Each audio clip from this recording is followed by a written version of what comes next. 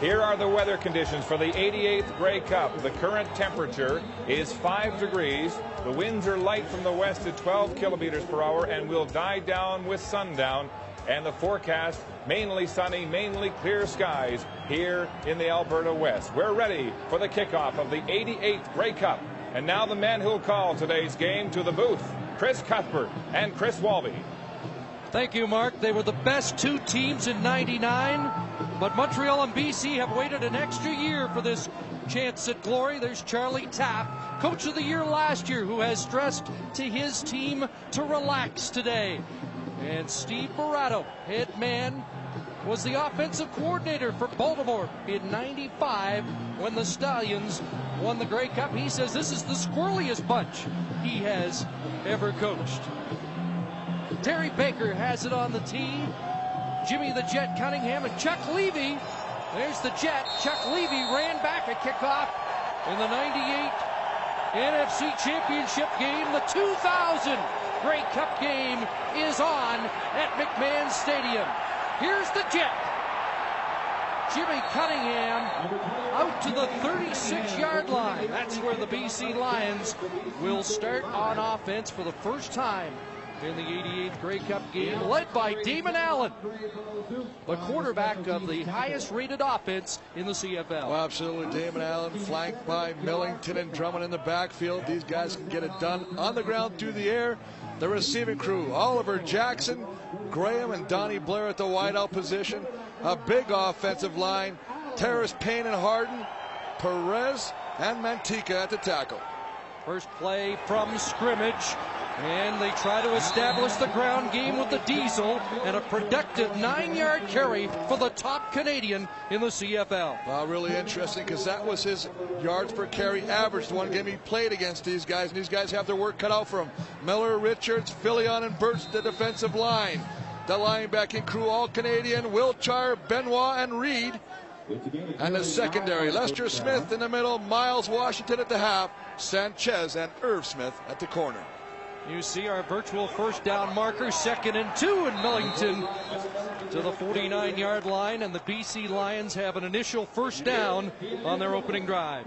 And the real thing, you know, that's indicative of the way that BC comes out, Chris, we talked about it. They come out hard, they come out fast, and they move the ball very effectively early on in the game. The last two games that BC has played, they have opened up big leads on Edmonton and Calgary. And they have averaged 157 yards rushing in the playoffs. There's Mike Pringle trying to keep the hamstring loose. Allen's first pass, it's complete to Jimmy Oliver, a dangerous man in the postseason for the Lions. He's the deep threat, but that a short gain in front of Davis Sanchez. Well, this is the matchup that's really going to be key to watch today. Obviously, Jimmy Oliver, 4'1", 40 time. That is just plain speed. Now he's going to be working against Sanchez almost all day on that short field. He feels because of his speed, Sanchez is going to play off a little bit. He can start to play some games. Take him deep, come back, fake like he's stopping, and then go deep. 2nd and 2. And another first down for the Lions. Ed Filion with the tackle on Diesel, Sean Millington. Part of that 3D offense that they like to call Drummond, Diesel, and Damon. And the biggest thing, Chris, is they are using the running game. We saw against Edmonton, they ran the ball effectively. Against Calgary, they got shut down. They went to the pass. Right now, we're seeing a real nice mix of both run and pass. They're going against the stingiest defense in the CFL in the Montreal Alouettes. First down into Montreal territory. There's a little flip out of the backfield. Millington with the catch. He won't go down. And he's close to another first down. Finally, Kelly Wiltshire takes the Diesel to the turf. And one of the things they're doing, Chris, is they're creating all kinds of motion in the backfield. That almost looks like they're going to run the shovel as they bring Jimmy the Jet Cunningham underneath as well. The linebackers have to respect him. Then he has an outlet pass, and he just throws it over to Millington. And this guy already has got a feel for the game because, Chris, he's really fighting for those yards. 105 catches between Millington and Drummond coming out of the backfield for BC. 1st and 10, Lions on the prowl. Allen pumped once, looks deep. Oliver was bumped down the sidelines, well covered by Mark Washington and Sanchez. But this is something we saw last week. Damon Allen is really going vertically against the defense. He's really stretching it. We saw him a lot of times go deep. Why not right now? You're in scoring zone. Throw it deep. You got a speedster there. Get all over there. But as you say, great coverage by Sanchez and Mark Washington. That ball was not going to be caught, but Allen showing that he can go deep even against the wind, which seems to be swirling in this first quarter at McMahon. 2nd and 10. Allen, quarterback draw. And nothing doing there. Swift Birch was watching him closely and touches him down. What a great job of the defensive line of not being fooled. The reason this works for Montreal's defense is the fact that the offensive line wants to get these guys up the field. Look at Birch. He fights off the block of Jamie Terrace, keeps his balance. That's the big thing. He didn't allow himself to be knocked back on the turf, which would have allowed Damon Allen to get outside. It means a 47-yard field goal attempt for Louis Pasaglia. Chris, we watched him in the warm-up earlier on when the wind seemed to be a little more brisk. He was having trouble from this distance. And Pasaglia misses to the left. It'll go for a single as Winston October concedes. This field goal by Louis, but a point on the opening drive for the BC Lions. Only missed 4 during the regular season. He was 7 for 8 in the playoffs, but again, 47 yards into the wind is about the outer limits for Louis Pasaglia today. There's Anthony Calvillo. The nice thing, Chris, about that was that the BC offense put a drive together. Anthony Calvillo and the Alouettes will take the ball at the 40, the line of scrimmage where the Lions missed the field goal. Calvillo in his first championship start. And right away we'll find out about Mike Pringle off the left side, and Pringle up to the 48-yard line. Kelly Lochbaum and Carl Kidd combine on the tackle. Well, they don't try to fool anybody. Calvillo right there, Mike Pringle. Bruno Happel does a great job. Where he lines up is usually where Mike Pringle's going to run the ball. The receivers, Climby Alexander, Cahoon and Davis on the outside, and a big offensive line anchored by the most outstanding offensive lineman in 2000, Pierre Vercheval. 2nd and 2, right back to Pringle. 2 times the outstanding player in the league. The hamstring looks fine. Well, he said before the game, he said, I'm tired about all these questions about my hamstring. He actually even joked about it, said, I'm going to go fast and walk through yesterday. You're going to see him. He cuts to the left, gets to the outside, picks up the needed yardage to keep the chains moving. Chris, he has shredded the BC Lions, averaging 139 yards a game in his last 8 meetings. Short drop, Calvillo's picked off. Mike Fletcher's got the ball. The first big play of this Grey Cup goes to the Lions defense. 8 turnovers last week. They get an early one here. Well, we talked about the fact that Anthony Calvillo will do his read quickly and get rid of the football. What BC is going to do is give him mixed looks. Try and fool him into a read. He reads and he throws the ball. He throws it actually right into Mike Fletcher's hands. And as you said, here's a team, BC Lions, 6 interceptions last week, starting off quickly, grabbing one today. What's remarkable is that the Alouettes really put a high priority on a quick start and high percentage, low risk passes in the early going. But Fletcher with a key pick. Let's see what Allen does with it. Hands the ball off to Robert Drummond. Off the right side, and again you see that size and power of the Lions running backs. Well, that's the biggest thing, Chris. Size and power. The refusal to be brought down, and they compete so much. Robert Drummond wants the ball every time. Sean Millington wants the ball every time. But boy, every time either one of these backs gets it, they make good things happen. You can see just twisting, turning, doing what he's got to do to pick up great first down yardage. 5th cup in 7 years for Robert Drummond. He won it the first 3 times he played in the big game. 2nd and 4. This time Millington. Big hole off the right side. Still going. Sean Millington to the goal line. And they're going to mark him just inside the 1. A 30-yard drop by the top Canadian. and a Vancouver native. Well, this is just unbelievably offensive line, just getting on their blocks, creating a seam. A nice hole for Sean Millington to go out the right side behind Dan Payne. The big boys up there just slide blocking. Now look at him go right through between Mantika and Payne, and then refusing to be brought down. Drummond downfield, Graham, everybody trying to throw a block. First and goal from the 1. Down in the trench. Millington to the line. No indication. No touchdown.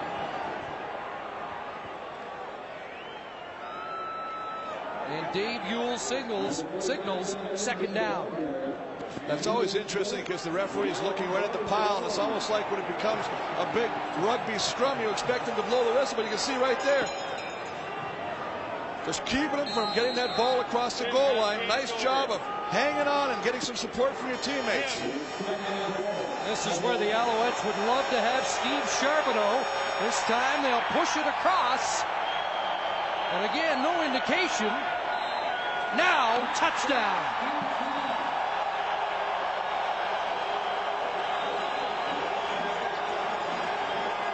So Steve Morano's crew makes Montreal pay for the interception with a major score. Absolutely. Mike Fletcher starts it off with the interception, and Rob Drummond carries the football. Sean Millington breaks one off all the way down, and Damon Allen finishes it off, tucking himself behind the big Terrace, Payne, and Harden, and takes it over for the touchdown. Submarining under the two-time All-Canadian center, Jamie Terrace, and the big guards, Harden and Payne, both around 330 pounds. Pasaglia adds the point after, and once again, for the third straight postseason game, the BC Lions are out of the blocks quickly. Allen with the touchdown after a big run by Millington. 8-0 Lions. Allen's thrown for 6 touchdown passes in the postseason. Opens the scoring with a major. Well, I mean, look, this is what it's called. Everybody comes inside, get underneath the guy, and he's just going to find a hole. Look at him all wedge right at the apex there, takes it across, and as you say, BC again out to an early lead. It's going to be very interesting to see how Calvillo responds after that interception. Brett Anderson to kick it off. There's Winston October, ever dangerous. And it's Thomas Haskins with the football. Haskins breaks the tackle and out beyond the 45. Roger Wrightson, a former Calgary Stampeder playing in his 3rd straight Grey Cup game, makes the tackle. Well, there's the man, Mike Fletcher, who got it all going for the BC Lions. The last defensive stand, steps in front of a Calvillo pass, picks it off, returns it into BC territory. And that got the Lion offense on the field, and then Millington off tackle for a big 30-yard rumble down to the 1-yard line, and then Damon Allen finishes it off behind that big offensive line. Second postseason interception for Fletcher, one of the rookies, but he is the director out there. Here's Pringle, and that is stopped near the line. Ball came loose. Lions think they've got it, but a whistle had sounded. Herman Smith, Carl Kidd converging on the Alouette running back. Well, the linebackers of the BC line are playing tight to the defensive line. They realize that they're going to attack. They get underneath. Look at Herman Smith play underneath there and do a great job. And you can see the Lions thinking that was a quick whistle. 2nd and 10. Pringle the lone setback. Calvillo under the gun. Got away.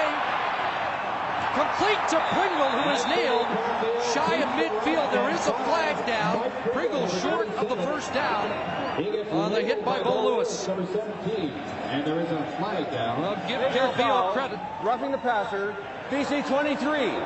First down. Well, Levy coming late on that play after Calvillo does an absolutely amazing Houdini act in avoiding the sack.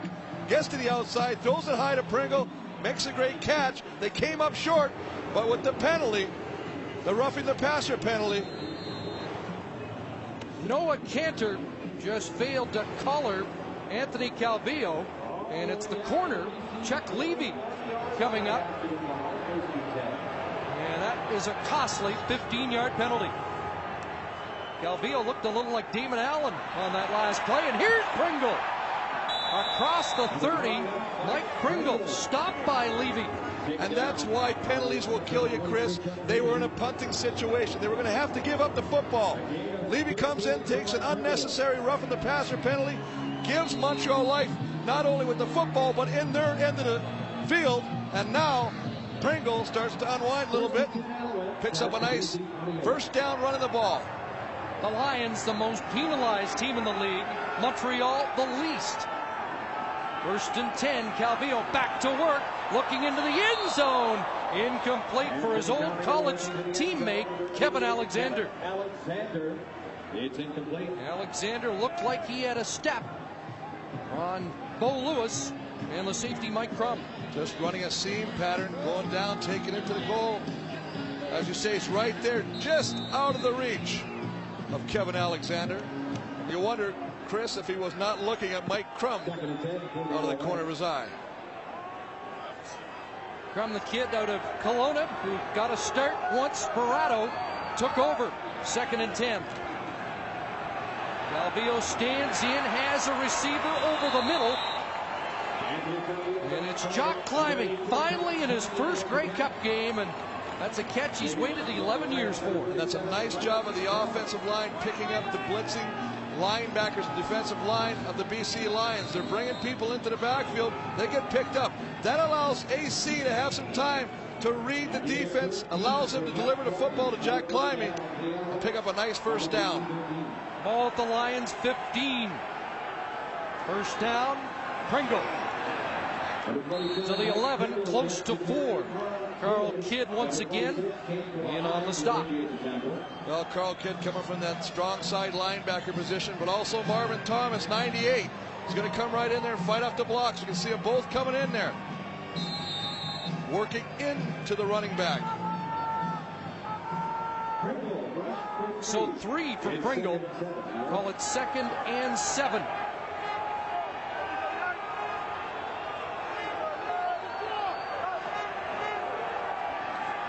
Calvillo releasing out of the backfield. Pringle drops the ball, and it will be 3rd down. And it was a right read. They brought the linebacker blitz. Benefield was coming back inside. They got picked up. All they were doing is sliding Mike Pringle to the outside where he'd be in a one-on-one situation with the linebacker, Mike Fletcher. Unfortunately, Mike Pringle couldn't squeeze the ball. Not as an accomplished a receiver out of the backfield as Robert Drummond of BC, his old Stallions teammate. Or the insurance policy of the Montreal Alouettes, Thomas Haskins. Here's Terry Baker. He calls himself a streak kicker. He's kicked 18 of the last 19 successfully. Make it 19 of 20. And the Alouettes are on the scoreboard after a costly penalty by Chuck Levy. The Alouettes drive down for 3. From coast to coast, we welcome you back to McMahon Stadium in beautiful Calgary for the 88th Grey Cup game. Well, we see Carl Kidd, but I tell you, he gets away with one right here because why couldn't get that pass? Look at this. Look at this mugging. I mean, he's got his jersey. He's going back, and you know what, Jock Climbing, you got every reason to complain on that play. Lions back to work on offense. Allen rolling, delivering, complete, and that's Jimmy Oliver. And he has been a nightmare for defensive secondaries. 5 100-yard games in his last 8 starts. Absolutely. I mean, 6 for 122 last week against the Calgary Stampeders. It's his speed. It's the speed factor. Sanchez knows he's got the ability to blow right by him, so he's got to keep him in front of him. That allows Jimmy Oliver to take him deep and come back to the football. Create that separation from the cornerback, and he does it wonderfully on that play. Sanchez, native of North Delta, BC, runner-up as top Canadian in the league. First down, left side. Look at Drummond duck under one and then punish Mark Washington before he goes down. What a 1-2 punch. Absolutely. I mean, they just do something. They just will not be brought down. I mean, he's just going to take it now. They got a lead block. Now, see, this is why they're working together. Look at that. Look at Millington on number 9 in the bottom. I mean, he's blocking Swift Birch. These guys, as competitive as they are against each other, they know they got to work together for the common goal. Drummond out after a 6-yard carry. Now in a power I formation, Blair and Jackson sprint out right side. Millington runs right. John Millington first down, and he continues to chew up the yards in this first quarter. Sheldon Benoit finally brings him to the turf. Well, they just run a counter. This is all a counter. All he's going to do is take a step to the left, and he's going to follow the big boys. Look at Terrace, backside tackle. Chris Perez coming all the way from the left side to get around to the right side and throw a block. That's when you know you've got athletic offensive linemen, and that's why they are a skilled position. Sean Millington, 6 carries, 55 yards early. They give it back to him, right side, and again Millington makes a lot when not much was there. Well, by all rights, Millington should have been brought down as soon as he hit the line of scrimmage, but it's his desire. He refuses to be brought down, breaks tackles. It's all a question of who wants it more. Now you see Benoit overruns him. Jason Richards has to come over, but not before Sean Millington picks up 8.5 to 9 yards. He is having himself a Pringle-like first quarter. Second and short, and the Lions should move the sticks on another Millington carry. Well, that's the 8th carry of the game for Millington, and that's interesting because in the only game that he did play against the Montreal Alouettes this season, back in August, he ran for 73 yards on 8 carries, where he had an outstanding 9.1 yard per carry average. First Canadian to rush for 1,000 yards in 12 years. And this will require a measurement. We're in the final minute of the first quarter. Another first down for this Lions offense. Well, the ground game revved up for the BC Lions in this opening quarter of the Grey Cup game. At the Montreal 35, they give it to 25 as the legs cut out from underneath them this time. After a short game, just 2. Couple for Millington. Just going back to that counter play where they pulled Jamie Terrace and backside tackle Chris Perez. This time the Montreal defense reacts to it. Submarines the offensive lineman, brings him down, in effect stuffing the hole.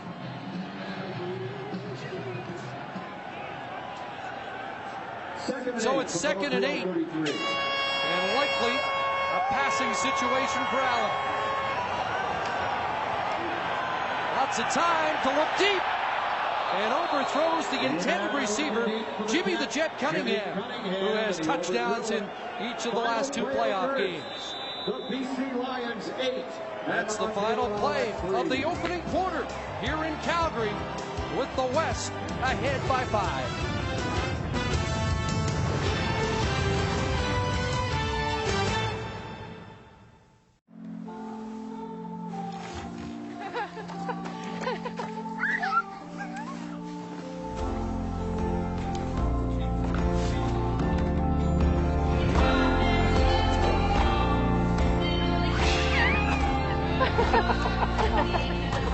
Here's to the everyday things that end up being everything. Here's to all things simple, with casual clothing and footwear from Marks. BC dominating the first quarter of this Grey Cup, and already 2 key Montreal players are showing the effects of their injuries. Yes, Mike Pringle has run the ball well, has 30 yards, and we see only the first quarter here, but he is hobbling. He is really hobbling on this leg. As we watch this replay, he doesn't look fresh. This is not Mike Pringle running the ball, attacking the line of scrimmage. The other injury is the Davis Sanchez on the corner on this run on Millington. Watch, stop it there.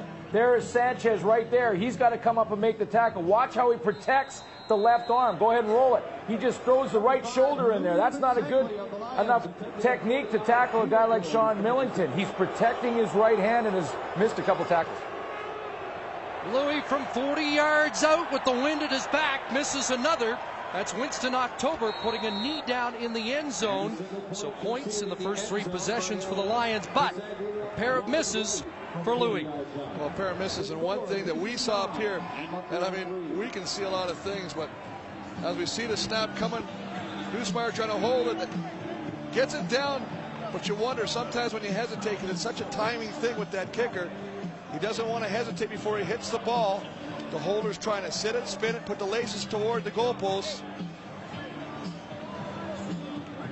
See Nussmeier over there having a little chat about it. So a 6-point BC lead, but it could be a lot more.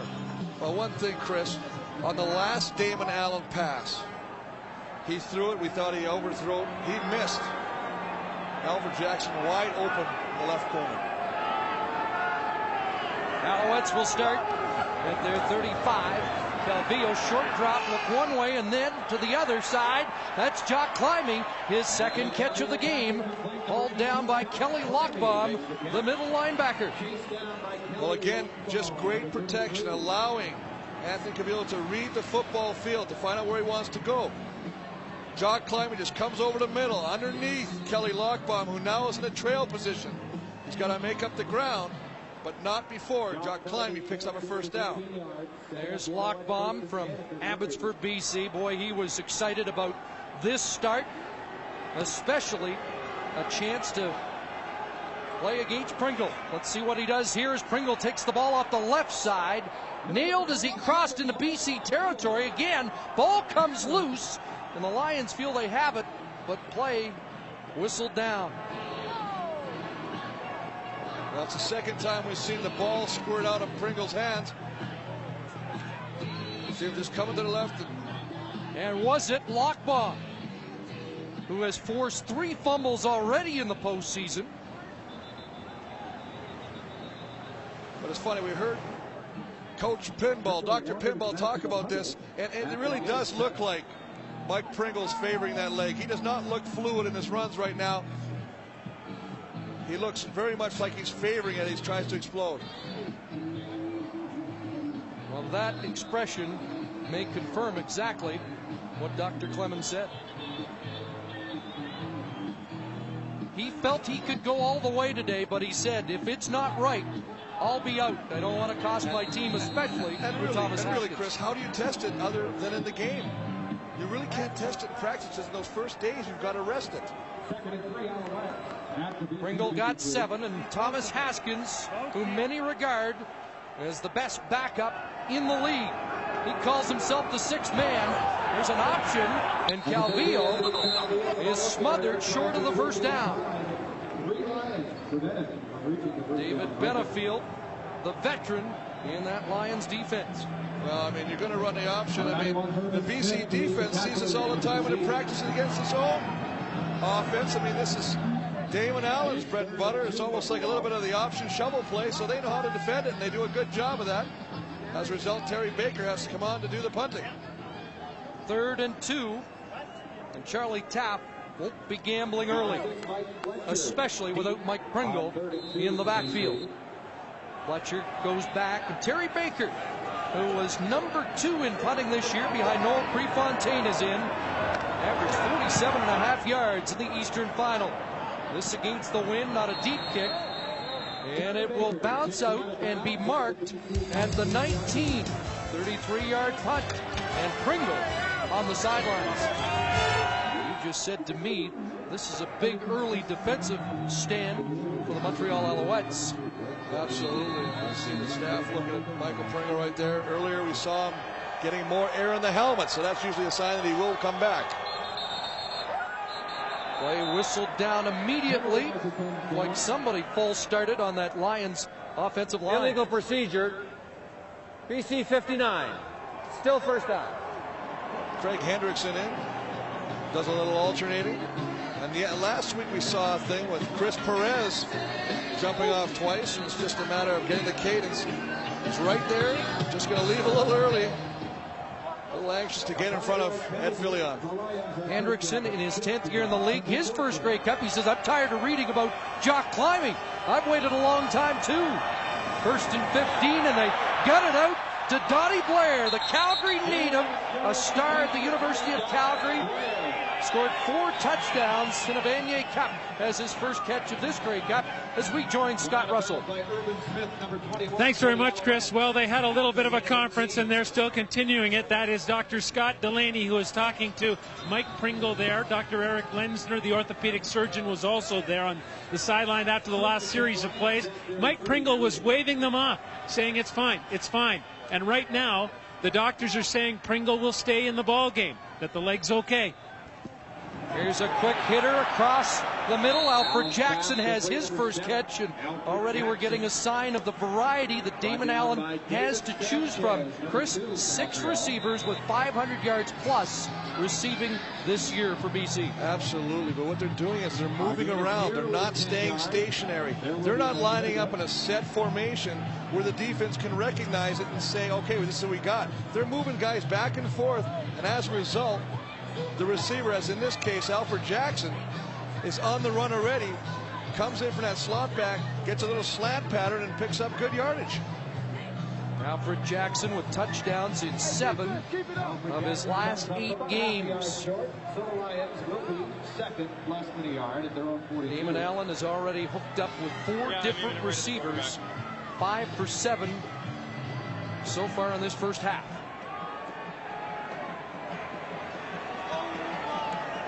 There was a time earlier this year the Lions felt that offense was just too conservative, 2nd and 1.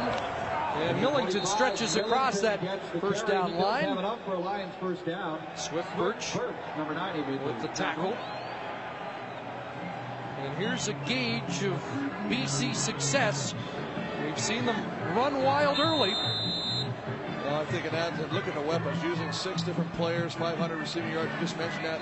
But this here, +7. I mean, the turnovers, when they're in your favor, usually you're going to have a lot of opportunities. And they're +1 today. First down, Allen looks to this side, Drummond, and it was knocked away. Oh, Irv Smith saw a touchdown going the other way. The veteran who won a cup with the Baltimore Stallions. That close. Absolutely crisp. It almost looked like he baited because, as you say, Robert Drummond looked like he had a lot of territory around. Doesn't look like there's anybody there, but it's the reaction speed of Irv Smith as the ball is in flight, as he makes up ground, and as you say, gets a left paw on that ball and almost comes up with an interception. And had he come up with that, there was nothing to stop him from taking it all the way. They call him the old man, one of 4 Eastern All-Stars in the Montreal secondary. He's 33, 2nd and 10. Allen lots of time. He's going to air it out. Looking for the jet, and it's incomplete. Mark Washington in coverage. And Cunningham thought the coverage was too tight. Well, you know, that's an interesting call because as he's going for the football, he's actually looking up to find the football. There's a difference when you're running into the player and you knock him down or trip over him. Good pressure coming in the beginning. You can see Damon Allen trying to sit up there, hit late. The ball already gone at the time. But Mark Washington at the back end of that play, looking like he was trying to play the football. And that is one of the reasons the referees did not throw the interference flag on him. Another example of how the Lions like to go vertical. They like to stretch the defense. October back as Pasaglia kicks it away. The ever dangerous Winston October breaking out, but a flag down. And it's Louis who has to duck the shoulder and make the tackle. But it's coming back.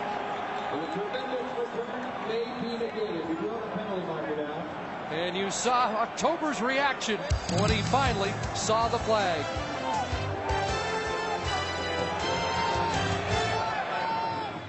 Welcome back to McMahon Stadium in Calgary. 9-3 BC here in the second quarter. This game looks a lot like the Eastern Final for Montreal. The strength of that team, they're ball hawks, and they're doing it again, Glenn. Well, the veteran Irv Smith is going to bait a throw here. Look at this, 12 yards off the ball, and when the ball's in the air, he breaks downhill. Go ahead and run it. That ball comes out there from Damon Allen. He breaks downhill, almost has an interception. The very next play after that, blanket coverage. When you look down the field, everybody is blanketed. That's how they got back in the East Final. Good coverage from their secondary. Chris? That Montreal defense, #1 against the pass this season in the CFL. And now the Alouettes take over. Here's Haskins out of the backfield, and he is stopped at the line of scrimmage. Eric Carter, the veteran, who played in the '98 Grey Cup game for Hamilton. No gain. Eric Carter gets there. Nice job on the swing pass to Haskins. Take a look at their success. Rushing production, 228 yards a game versus BC this season. Cavillo's on target, 62%, 27 touchdowns, only 5 interceptions. And of course, we just mentioned the greedy ball hawks in the secondary, 31 interceptions. 2nd and 10. Calvillo over the middle. Ball is dropped. Ben Cahoon, normally sure-handed, in fact, probably the best hands on the team. Well, I saw Levy and I saw McClelly and the secondary of BC Lions talking after the play. Cahoon wide open over the middle. Obviously a breakdown in coverage. And Cahoon, who normally never lets one of those slips away from, boy, I tell you, he wants that one back because he would have gone for a little bit. Led the Alouettes in catches this year with 71 and over 1,000 yards. Baker in, and Cunningham back. Jimmy the Jet from his 36. Cut down after a short return. Matt Petz, the rookie, with a sure tackle.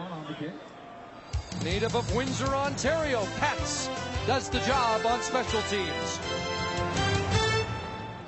Back at McMahon, 9-3 for the Lions over the Owls. Here's Steve Charbonneau of Cowansville, Quebec. Last practice over on the ankle. I know you're very disappointed. Can you express it? Well, I am disappointed. I don't know if I'll ever have the chance to go back to a Grey Cup in my career. We know the story about Climby, who's never been to one in 11 years, so hopefully I'll have the chance to be back here. What do you like about what your team's doing defensively, or do you like what they're doing? Yeah, I do actually. We ought to stick with the game plan. We're doing it. We're playing well. It's just we're playing a little high and overrunning the ball right now, and it's hurting us. Steve, thanks for this, and good luck to the Owls. Thank you. Guys.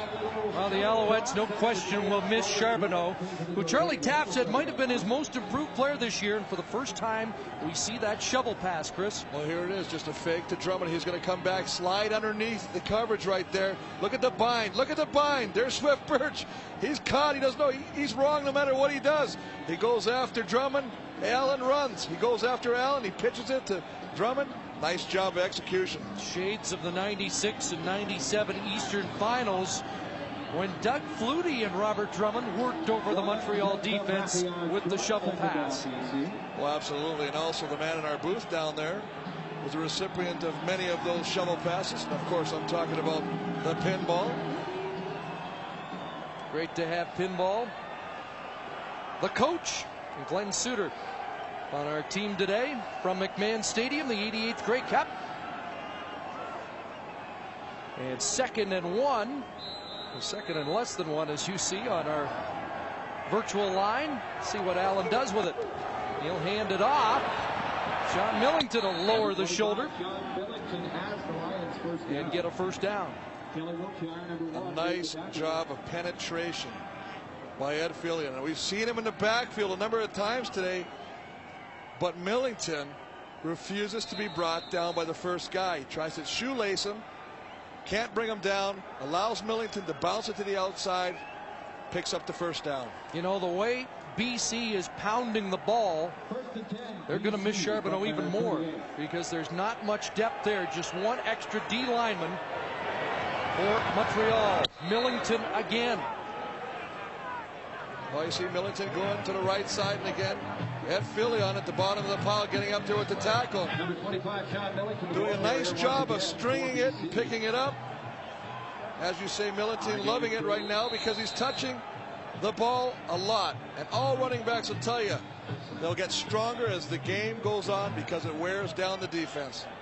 There's Ed Fillion, who made a real impression last week in Winnipeg, that's for sure. Boy, did he knock Kahari Jones off his game.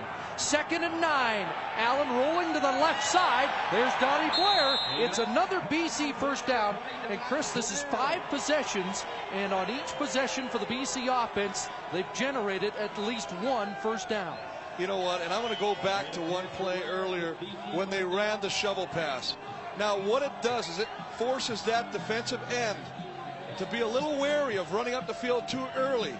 As a result, on this play, the left tackle, Chris Perez, totally corrals Swift Birch, allowing Damon Allen to get to the outside. So they're playing a little bit of head games with the defensive ends of the Montreal Alouettes. How's this for efficiency? BC 9 for 12 on second down conversions. First down, Allen, play action. And it is Donnie Blair again on the near side. Irv Smith there in coverage for Montreal. I mean, Damon Allen can do it all. We know about his athletic ability, but he'll go to the left side of the field, do a little reverse pivot, come all the way around, fake it to Drummond, and go back to the other side of the football field to Donnie Blair. In this place, he is distributing the ball all across the football field. 8 for 12, 89 yards in this first half. The all-time leading passer in Canadian Football League history. Damon Allen, and still with that, probably has not got the recognition he deserves after 16 years in this league. Back to the ground, and more big yardage for the BC offense. Well, Millington left, Millington right, Drummond left, Drummond right. I mean, he just takes it. This is where he broke the big one early in the first quarter. Right off tackle. You can see right there they got the short yardage team in there, but Payne and Mantika creating the opening. Millington averaged 6.5 yards a carry this year. That led the league among running backs with at least 100 carries.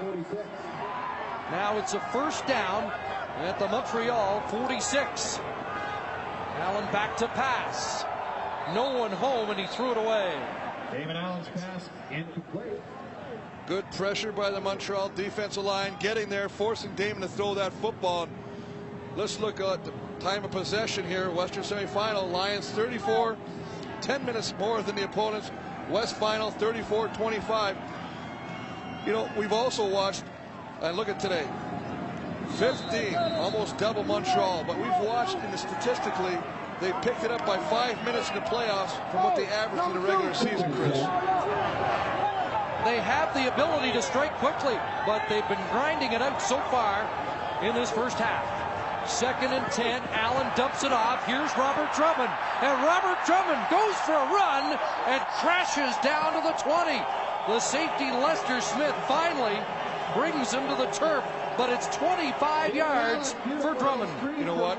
When Damon Allen calls his own plays, he gets a feel for the game. He feels what the defense is trying to do to him. He knows they're going to come after him. What a great call! The screen.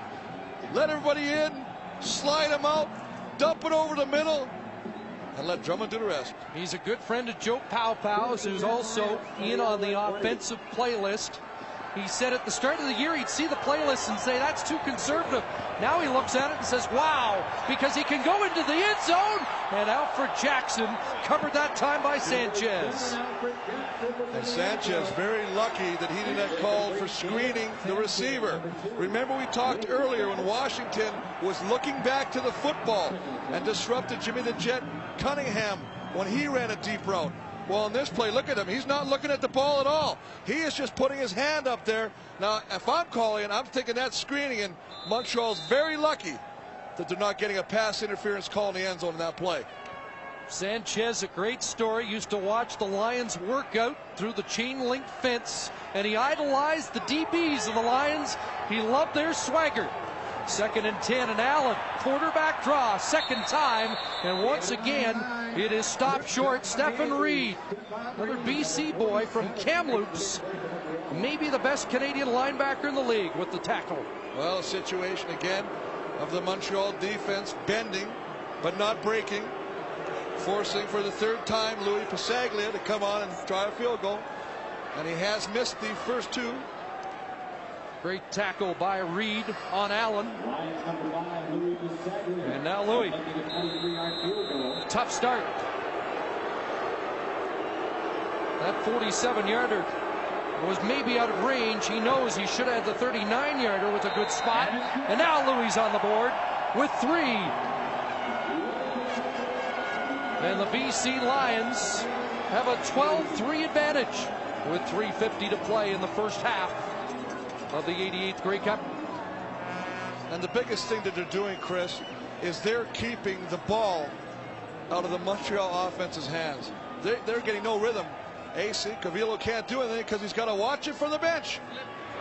10 plays, 64 yards, 6 minutes off the clock to put 3 more points on the board. Well, when you control the clock, a great majority of the time you will control the football game and come out the victor. And right now we're seeing a great display of that by the BC Lions. This time the Alouettes have opted to accept a kickoff. Brett Anderson puts it in the air, and Haskins let it go. Bad decision. He's got to go back to get it inside the 10. And he won't get to the 20.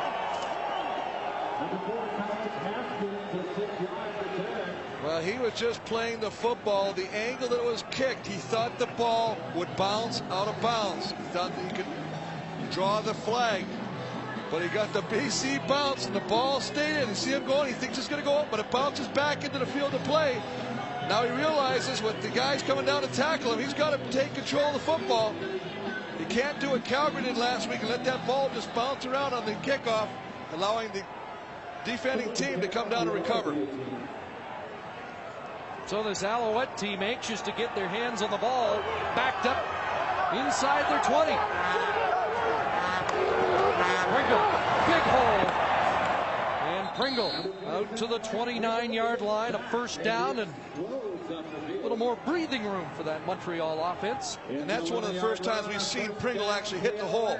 No hesitation. Look at him go now. He's running now. Now he's looking to sneeze. You know what you can tell about Pringle, and I know that Pinball would verify that, when the running back's knees are starting to kick up like pistons, not dragging him back a little bit.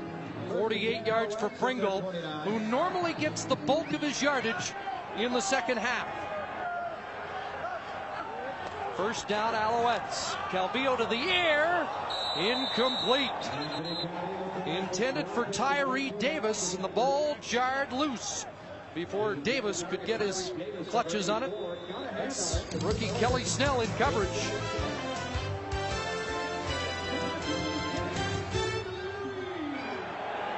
Second and 10 for the Alouettes. Calvillo to the air.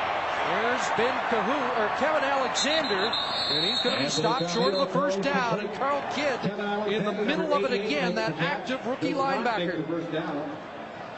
But it's nice to see them start to distribute the football. They didn't pick up a first down. They're going to come up a couple yards short. Terry Baker has to enter the field again and punt it away. But what surprises me about this Montreal offense so far, Chris, you got a speedster of your own in the name of Tyree Davis. That was the first pass thrown his way. You've got to start going after these guys. You've got to start doing what Damon Allen is doing, and that's go after him vertically as well. Third punt in a row for Terry Baker. Cunningham deep for BC.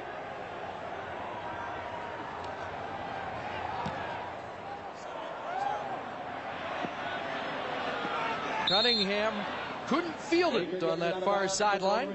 Should be a great halftime, and it will be even better for the BC Lions if they can build on this 9-point lead. Back to the ground. Robert Drummond this time, left side. Most of the damage done by Millington, but again, we talked about that 1-2 Lions punch. Well, I tell you what, that's a nice job of tackling by Stephon Reed, coming in and taking the feed out from Robert Drummond. One of the things he likes to do is as he hits the hole, Robert Drummond will jump over the tackler. He's got great athletic ability, and then when he gets past that first wave of tacklers, he usually goes for a lot longer. 96 yards between the two BC backs. It's 2nd and 6.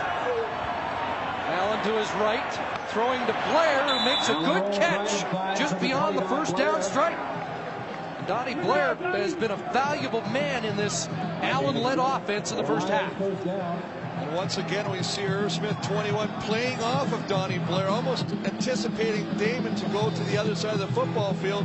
He comes back to the short, throws it to Donnie Blair, who's got some separation from number 21, Irvin Smith. Blair at 1,000 yards last year, missed most of camp with an appendectomy. Got off to a slow start, disappointing year, but a big game so far. The shovel to Drummond. And he's up to the 48-yard line. 5 on that play with 91 seconds remaining in the half. Nice job of 43. Jason Richards recognizing it. You know, if you're going to put the defensive end in a bind, you got to have the tackle to help you out, and he does a nice job. You see him flushing. He's going laterally along the line right now, working to get Craig Hendrickson. That's the tackle, defensive tackle, coming all the way to stop that play. Mike Pringle still trying to stretch out the left hamstring at the Alouette bench. 2nd and 4. Allen to the air again, whipping it complete. And there is Blair with his 5th catch of his first half. Well, Donnie Blair just gets tangled up with Alfonso Roundtree, turns around, and the ball is right there. He makes a great reaction to the football, brings it in, just fights his way away from Roundtree, concentrates, looks the ball into his hands, comes up with a great catch. Well, Blair exploded after a Thanksgiving Day loss. Triggered a team meeting that seemed to turn this club around, and there's a pass incomplete. Again, looking Blair's way. Sanchez doing the job defensively. Well, Allen almost looked like he expected Donnie Blair to take it up and out to the sideline. Donnie Blair took it up, took it to the sideline, and took it up almost like a wheel route.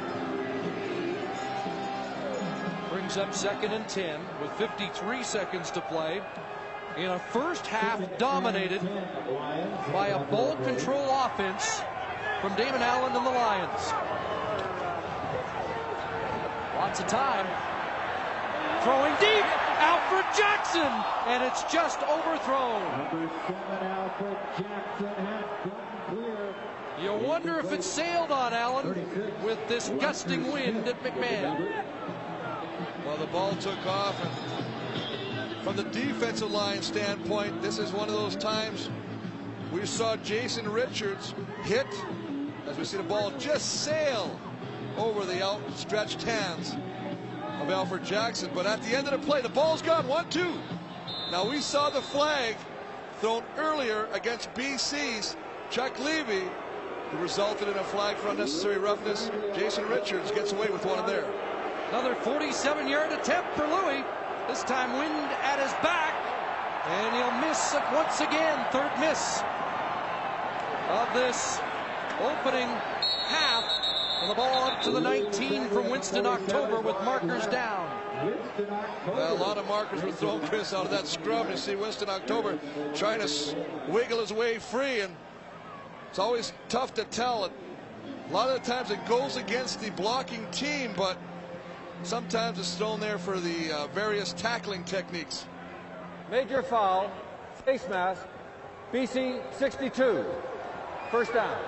Well, Chris Perez going down in the cover team. See Winston October just kind of trying to find an opening, and you can see right there, Chris Perez just gets his hand right in there, pulls the head, pulls it out quick, but not before the flag is thrown. Now 35 seconds to go, and Calvillo and the Alouettes would feel a whole lot better about this half if they can cut into this 9-point deficit. And Calvillo going downfield, just incomplete. That's the speedster Sylvain Girard. He's the fastest man on the Alouette team. Charlie Taff has said at times he'd just like to run Girard deep and see if he can get behind people. Well, he did get behind people. He's just running a corner route. Just gets in there, gets in front of Alfonso Roundtree, comes over. Now there it is, just out past the outstretched hands of the speedster Girard. And boy, he hopes he can connect on one of those to jumpstart this offense. Girard from Concordia has had 3 touchdowns called back in his brief career.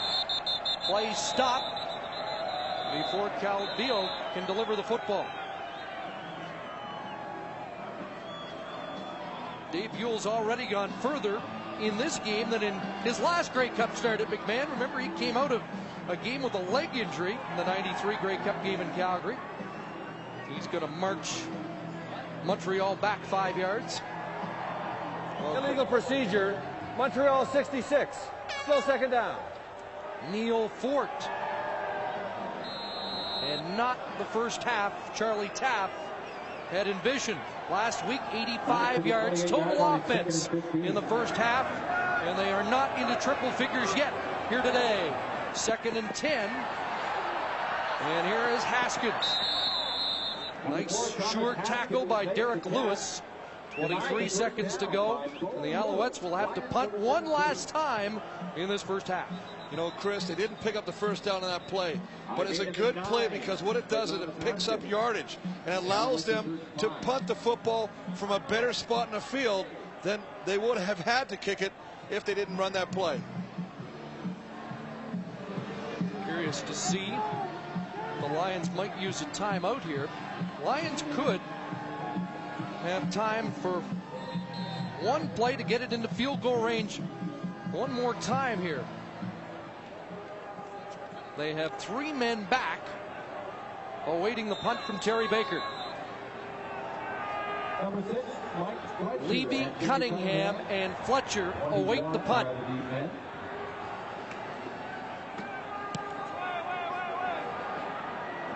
Playing for the return, and here's Fletcher. Good coverage downfield as he is swarmed with 13 seconds left, a 42-yard Baker punt.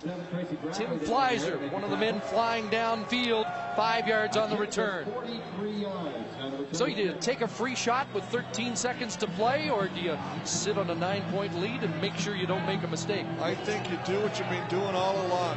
What's brought you success? Give it to your horses, distribute the football, move it around, look for something.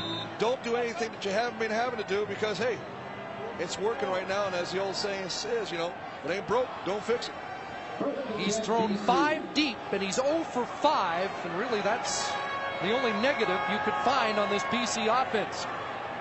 Millington, a little stutter step, and he gets a first down. So every possession has generated a first down. Well, the outstanding Canadian for 2000 just does a marvelous job of stopping and redirecting, making the defender miss, readjusting and getting up and picking up nice yardage on that nice first down run. They're about 25 yards out of Passaglia range, so they're going to let the clock run down and sit on this 9-point lead, or are they? No, Allen's going to go deep. Takes a look and finds Oliver, and he dropped the ball. Well, they were going to let Jimmy Oliver see if he could get his hands on the football and find his way to the end zone, but they're out of time in what was a dominant performance by the Lions in the first half. If there's any positive before I throw it on to Steve, it's the fact that Montreal's still in it right now, only down by 9. 9 points. Charlie Tapp was down by 13 last week in the Eastern Final. Let's join Steve. Thank you very much, Chris. Steve Barado, you go to the room with a 9-point lead. Give me a read on that first half and what adjustments you might make in the second. I'd like to catch some of those deep ones. We're throwing them down air, and the ball's carrying just a little bit on Damon. Didn't quite get to them. We're running the ball effectively. We got to keep doing it. I'd like to change our formations around a little bit, but we're doing very well offensively. Defense playing great. Concerned about the old leg, Louis? No. We had some problems with the snap and the set. But other than that, he's hitting it good. Steve, good luck in the second half. Thank you very much. Mark? So, Scott, the halftime adjustments have been made. The players are back on the field here at McMahon Stadium. BC leading Montreal by a score of 12-3. And the second half is next. And a lot of weight on this man's shoulders. Chris? Well, Mark, the Montreal Alouettes, the masters of tweaking at halftime. This is a team in the third quarter that's outscored the opposition 164-47 on the year. Anthony Calvillo scored in his first 3 possessions of the third quarter in the Eastern Final. Well, that's exactly right, Chris. Remember, they were down 13-0. They didn't push the panic button. They made the adjustments, as you say, on defense. They made the adjustments on offense. And as you say, came back out, and then they came out and executed. Well, let's take a look at the lack of production from a Montreal point of view. First time they had the ball, the interception by Fletcher, field goal by Baker, and then Terry Baker was a punter. Absolutely, as you see, only one productive drive by the Montreal Alouette offense. And as you see Charlie Taft talking to Anthony Cavillo, he wants to make sure we get that all straight, make sure we get the reads right. They're going to tell him what they feel from the spotter's box that BC's defenders are doing to him. Lions to kick it off to start this third quarter. BC native Brett Anderson has it in the air, and away we go. Winston October across the 30, but dumped there. Carl Kidd again with the tackle. Well, we talked about what Montreal did in the first half. What about the BC Lions, Chris? They really rolled. I mean, they basically had their way. I really feel the key was execution. And the defense did its job. So much of the criticism of this Lions team and the questions have revolved around the defense, but they shut them down in the first half. Calvillo hands it off, and Mike Pringle trying to answer questions about the hamstring. And a first down carry. And here's another guy, a second half player. In the 2 games against BC, Chris, he averaged 121 yards in the second half alone on the ground in each game.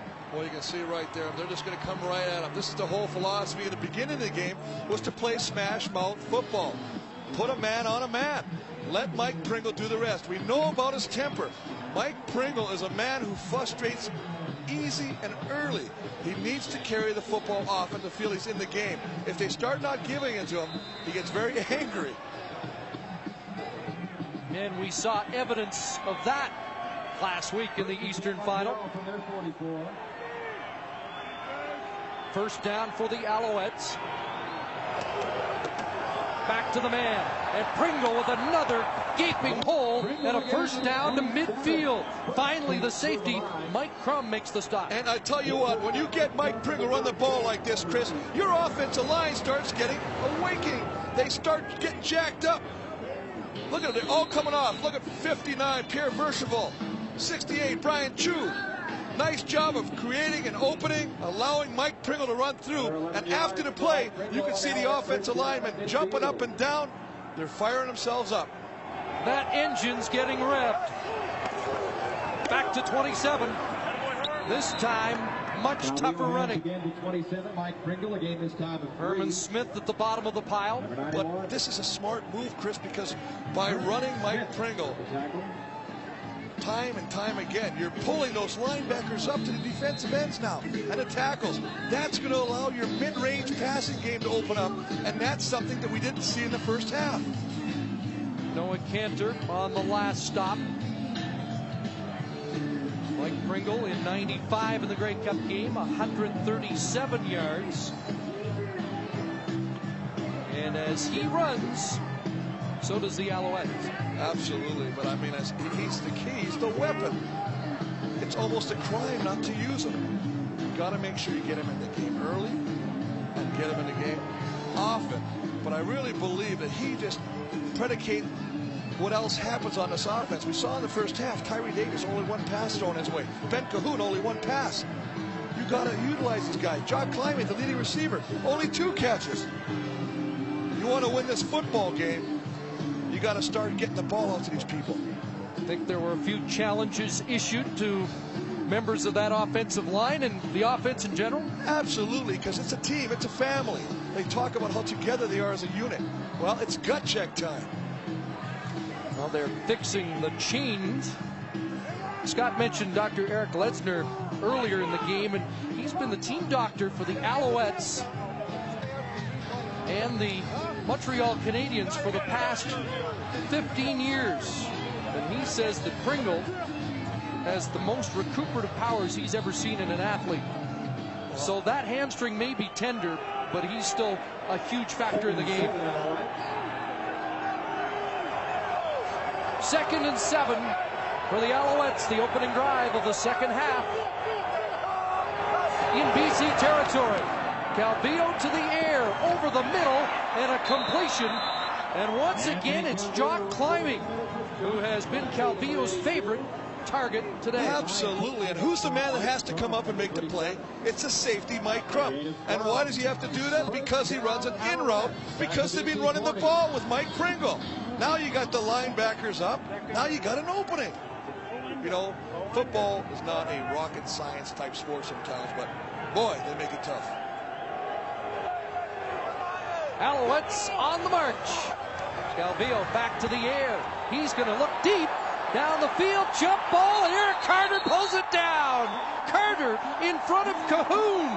And the Lions have their second interception of the night. Well, Eric Carter with his third interception in 2 games. Last week returning it 50-plus yards for a touchdown against the Stampeders. And here he comes out with another key drive snuffing interception. Same way the first half started for the Alouettes, although this interception much deeper. Carter, as you mentioned off the top, is the veteran in a very young secondary. Well, you call him. You have a new nickname for him, and I'll let you call it. Well, he said last week after the game, Calgary's got to clear out. There's a new sheriff in town. Said, do you think the sheriff might stick as a handle? He said, I like it. The sheriff comes up with a big interception. Now the Lions start deep in their own zone. Sean Millington to the 6. Tough yardage there. How about Millington's first half? 93 yards on the ground. And you know what? We talk about one thing, Chris. It's called yak. Yards after a catch by a receiver. Well, Millington gave us another definition of yak, and that's called yards after contact. I mean, he breaks tackles. He just makes people miss. Look at him. This is a big man lifting those legs up, avoiding and eluding those tacklers. Just one hard-earned yard. And it's 2nd and 9. Lions backed up. Allen out of his end zone. Looking deep for Cunningham, and he's got it! Oh, what a no! He did drop the ball, and Cunningham is infuriated. I thought it was a brilliant catch. Well, the ref was behind the play when he called no catch. And we'll definitely have another look at that. As you say, Jimmy the Jet not happy at all. Just goes up. There's the catch. Wow. From this angle, it looks like it was a catch, Chris. You could have called Cunningham for pushing off on Mark Washington, but boy, it looks like he made the catch. But then again, if you look at the end, you see the ball kind of hit the turf. I'm sure we'll look at that again and huge give the call fans out there a better perspective. Now Louis got a kick out of his end zone.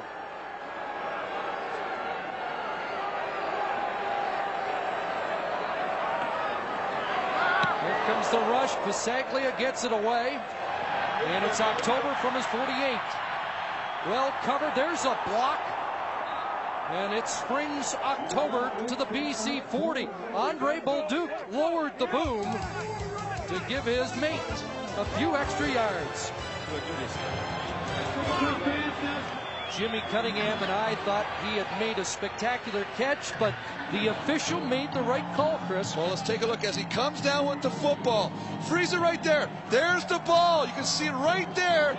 And hitting the turf. And that referee made the right call, much to dismay. The dismay of the BC bench. On that man, Jimmy the Jet.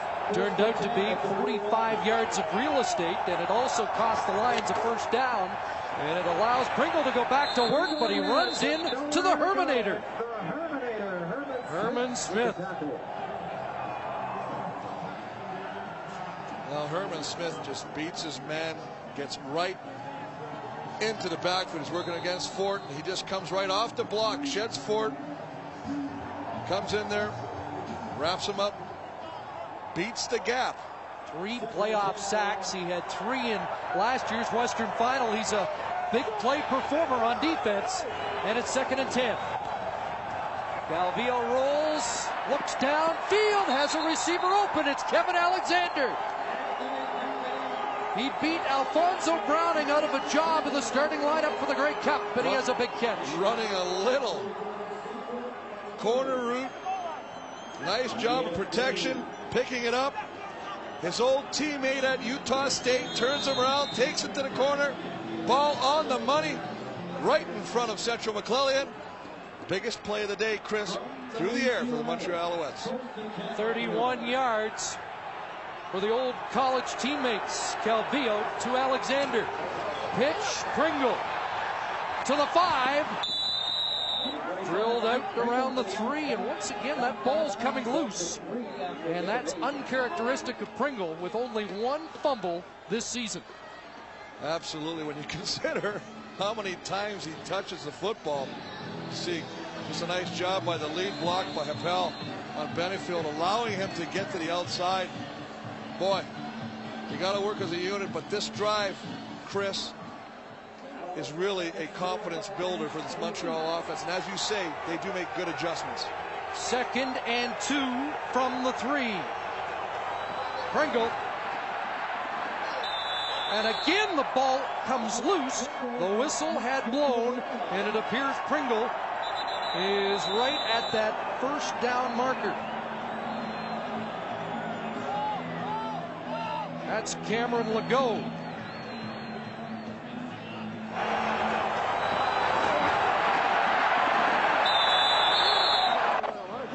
Well, that time it looked like the ball, or the ground made the ball come loose.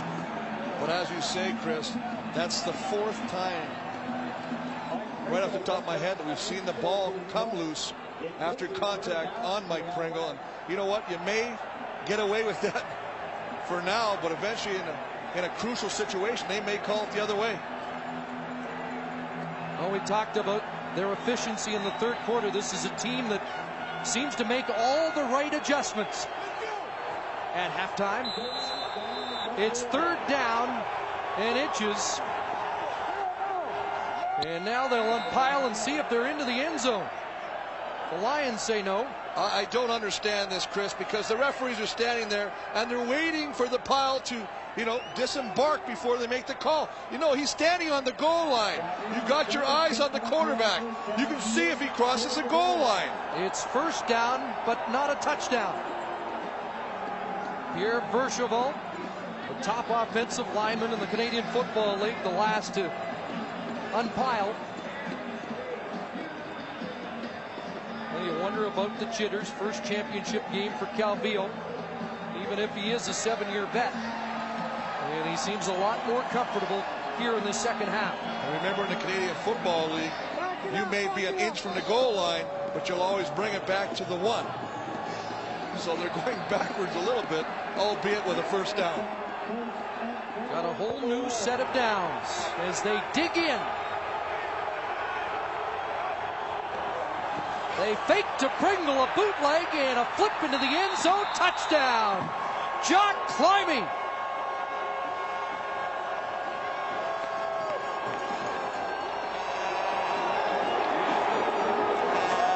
Play action pass.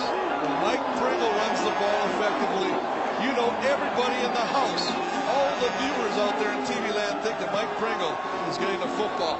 Look at this. What a great fake. Put it in there, gets to the outside, realizes he can't get all the way around the corner, and Jock Climby sitting all by his lonesome right in the end zone. Nice toss, nice play, nice drive by the Montreal offense. Baker adds the point after, and all of a sudden it's a 2-point BC lead. Jock Climby's first Grey Cup game, his first Grey Cup touchdown. When asked about the Alouettes the other day, Jock Climby said, the thing I like most is our tenacity, our ability to come back. Well, absolutely. I mean, it's just a play action pass. He's going to go like this.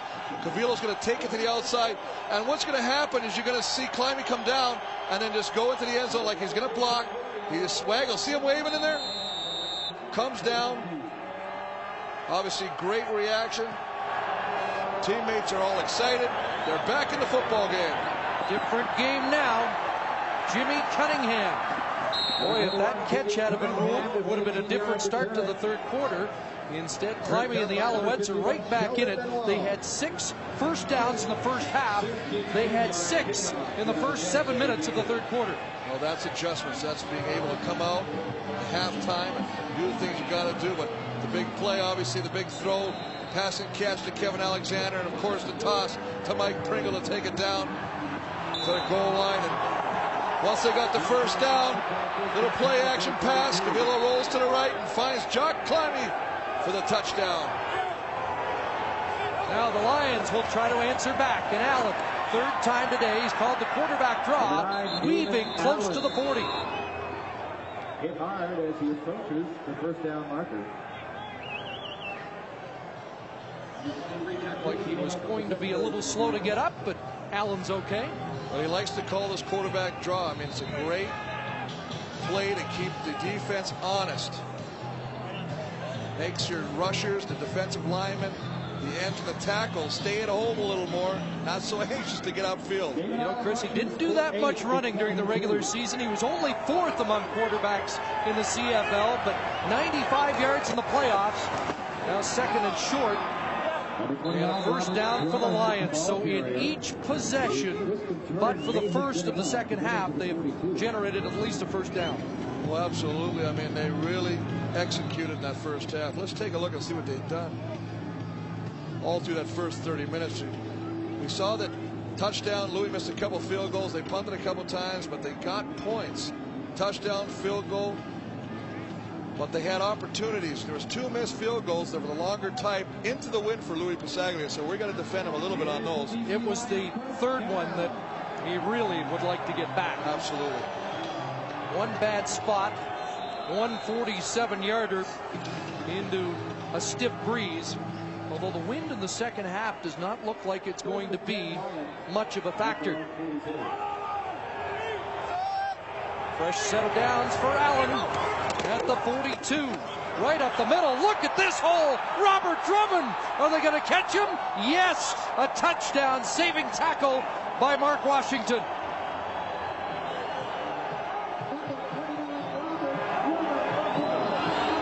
The reason this play is so successful is because Montreal puts everybody up on the line of scrimmage. So once you get through that first line, all your linebackers are gone. The only body that can make the play is Mark Washington, and he does a great job of saving a touchdown by Robert Drummond. 37 yards for Drummond. Under 6 minutes to go in the third quarter. Millington right side. John Millington to the 25. Down to the 30. Fillion, 75, hit him first. Ed Fillion was there. Limiting the game. Well, the defensive tackles, both Ed Fillion and Jason Richards, are doing a nice job of fighting off the guards' blocks.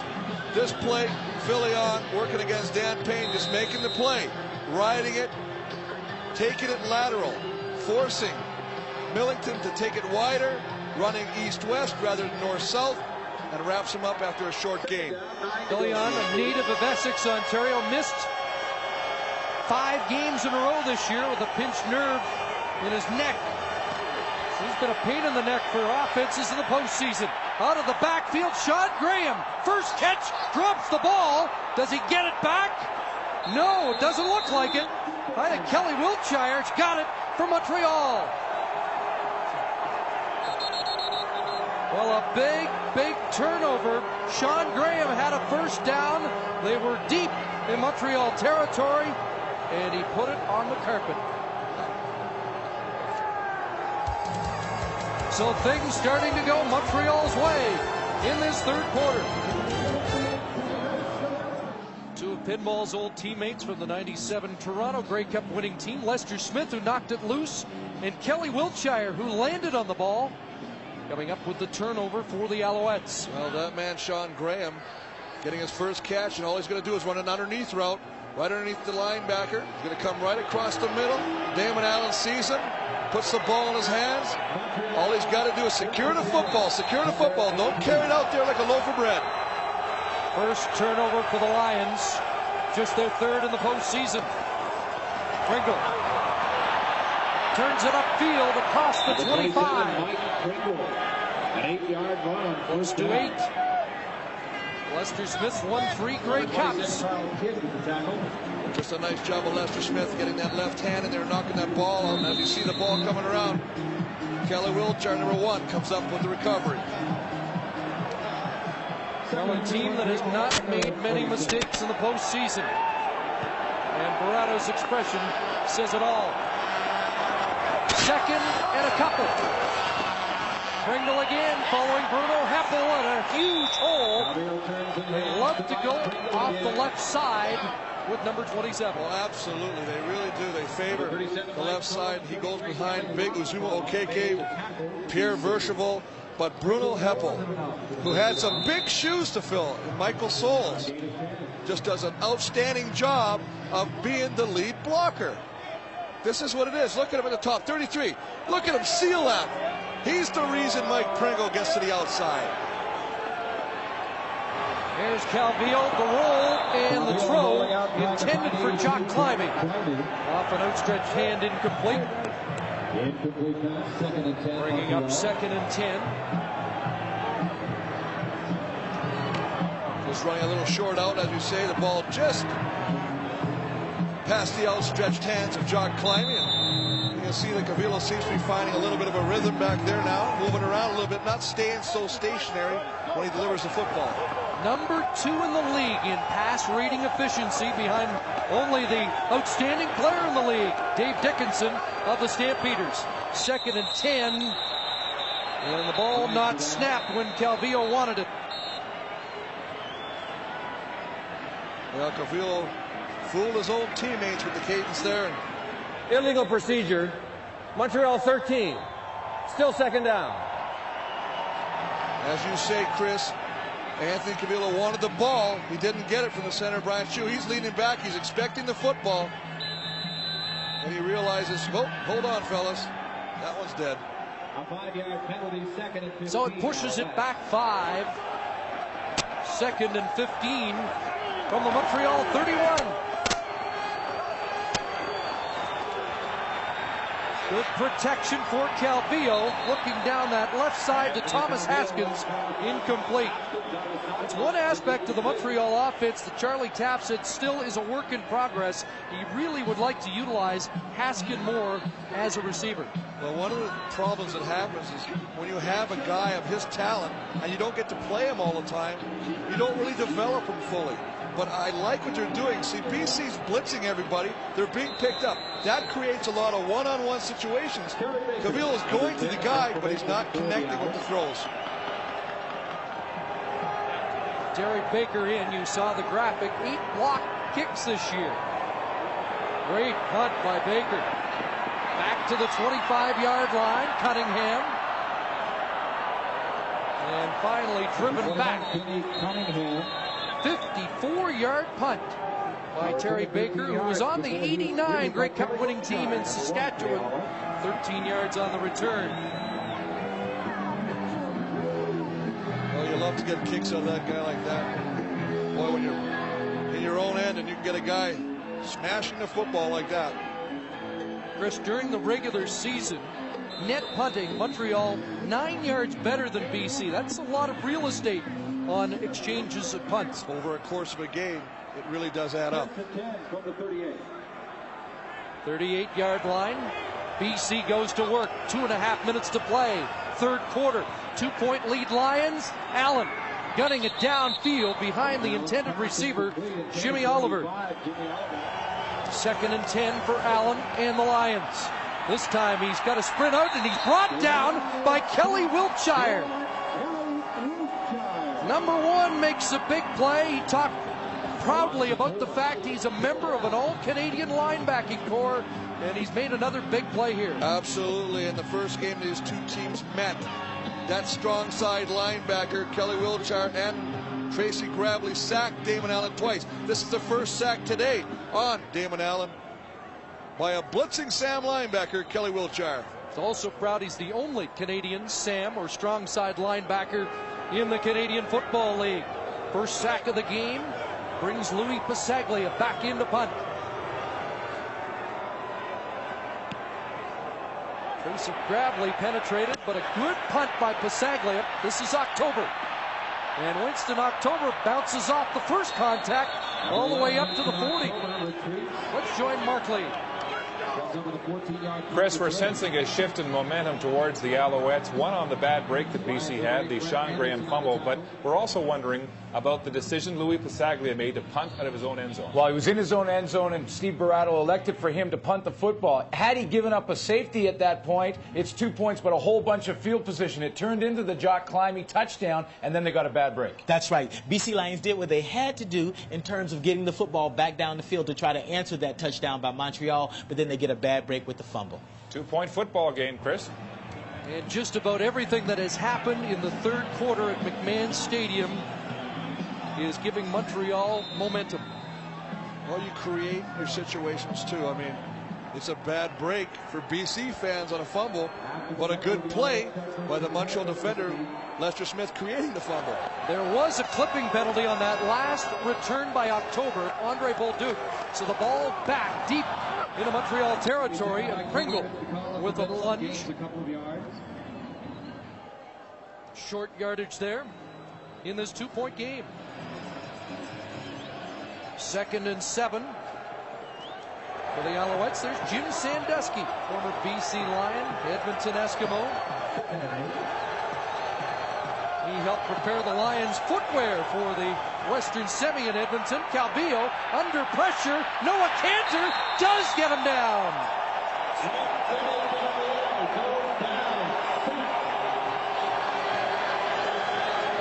Perseverance by that defensive line, number 92, Noah Cantor. A 6-year veteran just keeps working. He's trying to swing it over to Mike Pringle in the flat. That's taken away by David Benefield, getting in his eyesight. Has to pull it down, and that results in the sack by Cantor.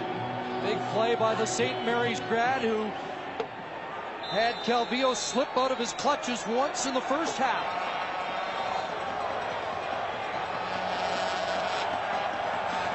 Baker inside his 5. This one has a little backspin, and Cunningham will step out on the Alouettes side of half with 8 seconds to play in the third quarter. Just a 38-yard punt that time for Baker, who nailed the last one over 50. This is where the experience of Damon Allen is a huge asset for the BC Lions. Things haven't really gone BC's way in this third quarter. Well, we talked about it. It's tweaking this and tweaking that and making sure that you make the right adjustments. I mean, I think the biggest adjustment so far, and I say so far, is the ability of Montreal to curtail Millington. 2 punts and 1 fumble in 3 possessions for the Lions in this third quarter. But good field position here on what should be the final play of the third quarter. Allen, Sean Millington just couldn't keep his feet as Wiltshire cut him down. Kelly Wiltshire, number 1, another tackle. As the third quarter comes to an end. It was a 9-point lead at the half. Steve Barato's advantage is just 2 through 3-quarter time at McMahon.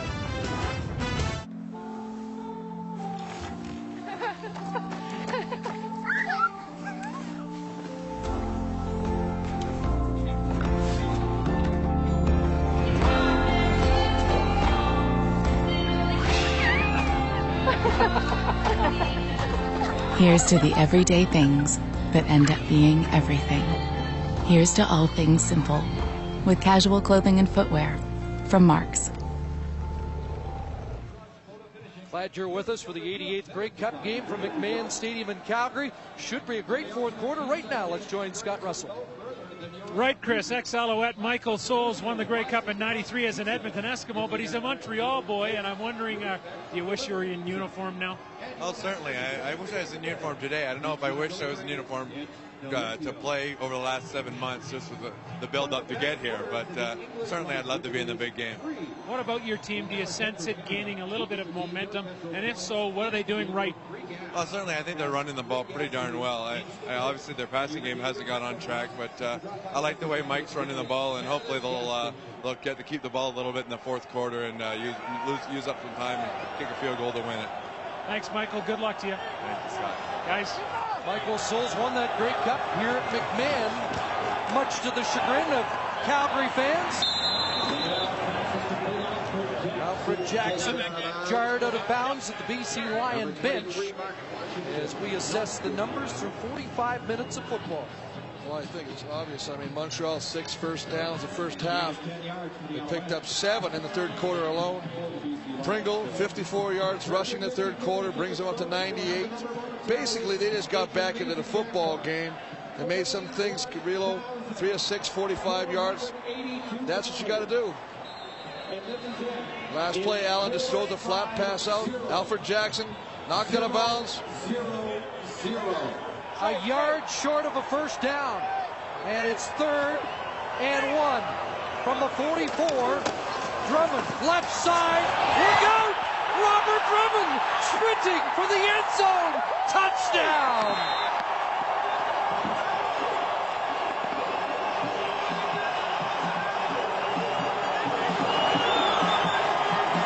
Wow, I'll tell you what a great play. And you know what? You see a lot of these throughout all the years in the CFL, any football league for that matter, short yardage. Everybody's up on the line of scrimmage. They're expecting it to just try and get the 1 yard needed. They bust it, and when you bust them, a lot of times you take it all the way. And Robert Drummond goes off the left side and takes it all the way to the pay dirt. He ripped one for 31 yards earlier. That time 44. He has 99 in the game. It's an 8-point lead. I wondered about the possibilities of a 2-point convert to stretch it to 10, but Louis in. I think even more important than that, Chris, is that you start to take any momentum that Montreal might have been building and squash it. 19-10 early, fourth quarter. Then Cup in 7 years, they beat the drum on 3rd and 1, and he took it to the end zone. Well, I tell you what, Bob Beveridge comes in, but look at right here. That's a great block right there by Simon Buffo that opens up the final alleyway that allows Robert Drummond to get to the outside, and then it becomes a foot race, and not many people really know about the speed of Robert Drummond. Simon Buffo, a University of Alberta product, a reserve running back. Springing Drummond loose. 9-point lead as Anderson kicks it off. And October gets his hands on the football again. Always dangerous. Tripped up by Simon Buffo as we join Mark Lee. Chris, the Robert Drummond touchdown puts BC up by 9 points. Mike Pinball Clemens, the coach. Would you have gone for a 2-point conversion there instead of the single? Absolutely not. That was the right decision. 8 points only makes them up by a touchdown and a 2-point. Now they go up by 9. They're up by 2 scores. Montreal has to score twice now in order to beat them. Need to watch in that last play. Millington and Drummond, 2 friendly rivals, but Millington springing his buddy on that last run. That's why I'm up here, and he was the hottest coach in the second half of the regular season. Here's Calvillo swinging it out of the backfield. Bruno Heppel with the ball. Carl Kidd was trying to knock it loose. But Bruno Heppel, who replaced Michael Souls after the retirement, has a big first down. Who used to be the main guy in college, University of Michigan, and now does what he has to do to spring Mike Pringle, but anytime he gets a chance to carry the football, either through reception or running, it's going to make you pay. And I see Carl Kidd shaken up. Carl Kidd, the man who was cut by the Minnesota Vikings because he roughed up Randy Moss in practice, and he also, this is even more unbelievable, he was cut by the Oakland Raiders because he was taking too many roughing penalties on the Oakland Raiders. And now Kidd in some difficulty after that tackle on Bruno Heppel. Well, this could cause a real problem for the Lions in the short term. Well, he just goes and makes for the tackle, and as he brings him down, Heppel, all 230 pounds of him, just rolls over him. Pringle.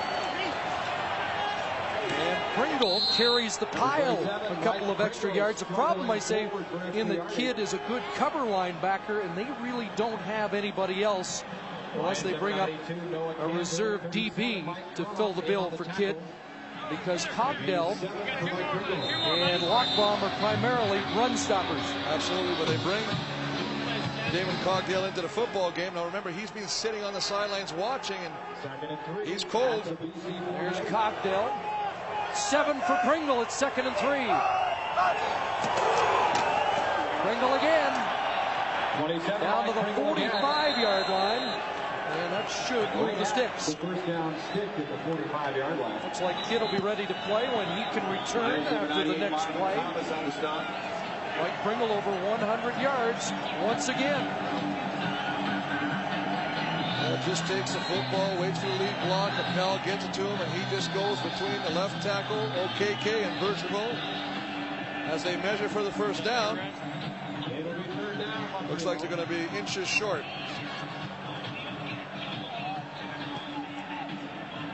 Well, the Lions scored on 3rd and a yard as they broke it. And now 3rd and inches. Third down. A couple of links of the chain for the Alouettes. And Calvillo pushes ahead behind Chu, Bergevin, and Scott Flory, the second-year man out of Saskatchewan at right guard. You see today running wild. Pringle 112, Robert Drummond 99, Sean Millington 96. And Chris, they've really done a good job on Millington in the second half. He had 93 yards in the first half. First and 10, Alouettes. Only 3 yards since. But this man has run wild in the second half. First down, Alouettes. Calvillo out of the backfield, incomplete. Mike Fletcher makes Mike Pringle pay. It's a couple of drops for Pringle in the game. You mentioned it earlier, Chris. Not the best set of hands out of the backfield. If he has any weaknesses, doesn't have many, it may be just that fact right there. Almost looking around to see who's coming before he looks the football into his hands. Carl Kidd back in. Said if he played the whole year here, he would have been the Rookie of the Year. 2nd and 10, Alouettes. Calvillo climbing, and he lunges out at the 34. Close to a first down from the safety. Forced him out. Number 37, Mike. Just a nice job. Jock climbing. Just coming across the zone. They flood one side, he comes to the other. Finds the opening, makes the catch, and great effort diving for that marker. Made the most of his first opportunity to play in a Grey Cup game. He's been the favorite receiver, 5 catches, 52 yards. And a first down on that last catch. Well, Chris, I've said it before, though. Jock climbing, definitely the go-to guy today, but you got to utilize all your weapons, and I'm still surprised with a speedster of the likes of Tyree Davis, no catches yet. Ben Cahoon, I mean, these other guys, you know, they can get it done as well. Climbing was saying Tracy Hand used to favor one receiver who had the hot hand. That's not usually Calvillo's game. Pringle stopped up immediately. Herman Smith was there, and so was David Benefield. Now that was an interesting play, and then Pringle walked up to Calvillo and almost like he was checking on the play. Pringle said, yeah, that's what we're doing. Everybody converged on that BC defense on Mike Pringle. He actually lost a yard. Mike Pringle lost the Tries yard. to spin in. BC Lions will have none of it. Block bomb also is there. 2nd and 11 from the 35. Here comes the rush. Calvillo can't get it away. Flag down, however. Noah Cantor, for the second time, took Calvillo to the turf. Let's find out what this penalty marker is all about.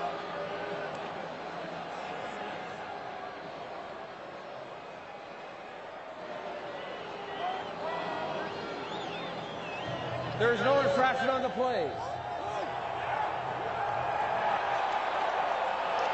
They're ruling a fumble. Wondered if there was some suspicion about. I don't know. I thought it was a grounding penalty. It was a grounding penalty, if anything. I mean, he had his arm in the throwing motion. Well, he's in the grasp, there's no doubt. Noah Cantor has him, but he gets his arm up enough to throw the football. Noah Cantor did not allow that arm to come forward. I'm surprised that's the call, but it's a huge turnover for the BC defense. Well, usually if you fumble and you don't have your arm up around your shoulder or you're not in the throwing motion, it is considered a fumble. We see now the referees are conferring again. Yeah, I'm not sure this call is going to stay. In a game of this magnitude, Chris, you really don't want to have something like that happen. Brent Butchko, number 50, there conferring. And he made the great call on the Cunningham no catch. Dave Ewell wants to make sure he gets this right. Well, we're going to take another look at this. And I mean, you've got to see when his hand is up, he's in the grass, but he does get the football away. Damon Allen and the offense already out. Now he wants to get.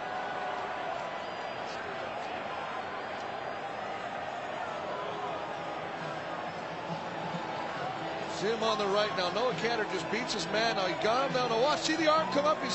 He tries to throw the football. The problem, Chris, is you got everybody yelling at you from every direction. You got BC Lions in your head, you've got Alouettes in your head, and you can't keep going back on the calls back and forth here.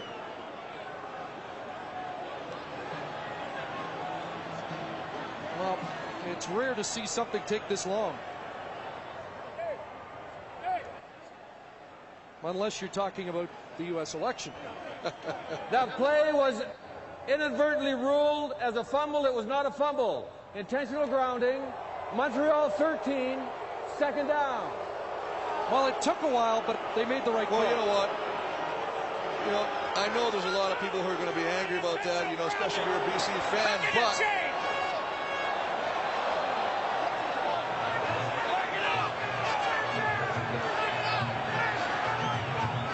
and there's confusion, pandemonium at both benches.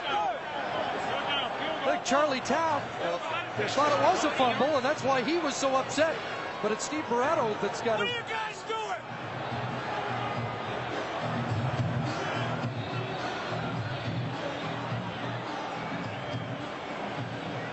It's third down. I guess the Alouette defense is out on the field, or is that now the field goal unit? That's exactly what the problem was, Chris. Both coaches had players from both sides of the ball on the field at the same time. I think we got it straight.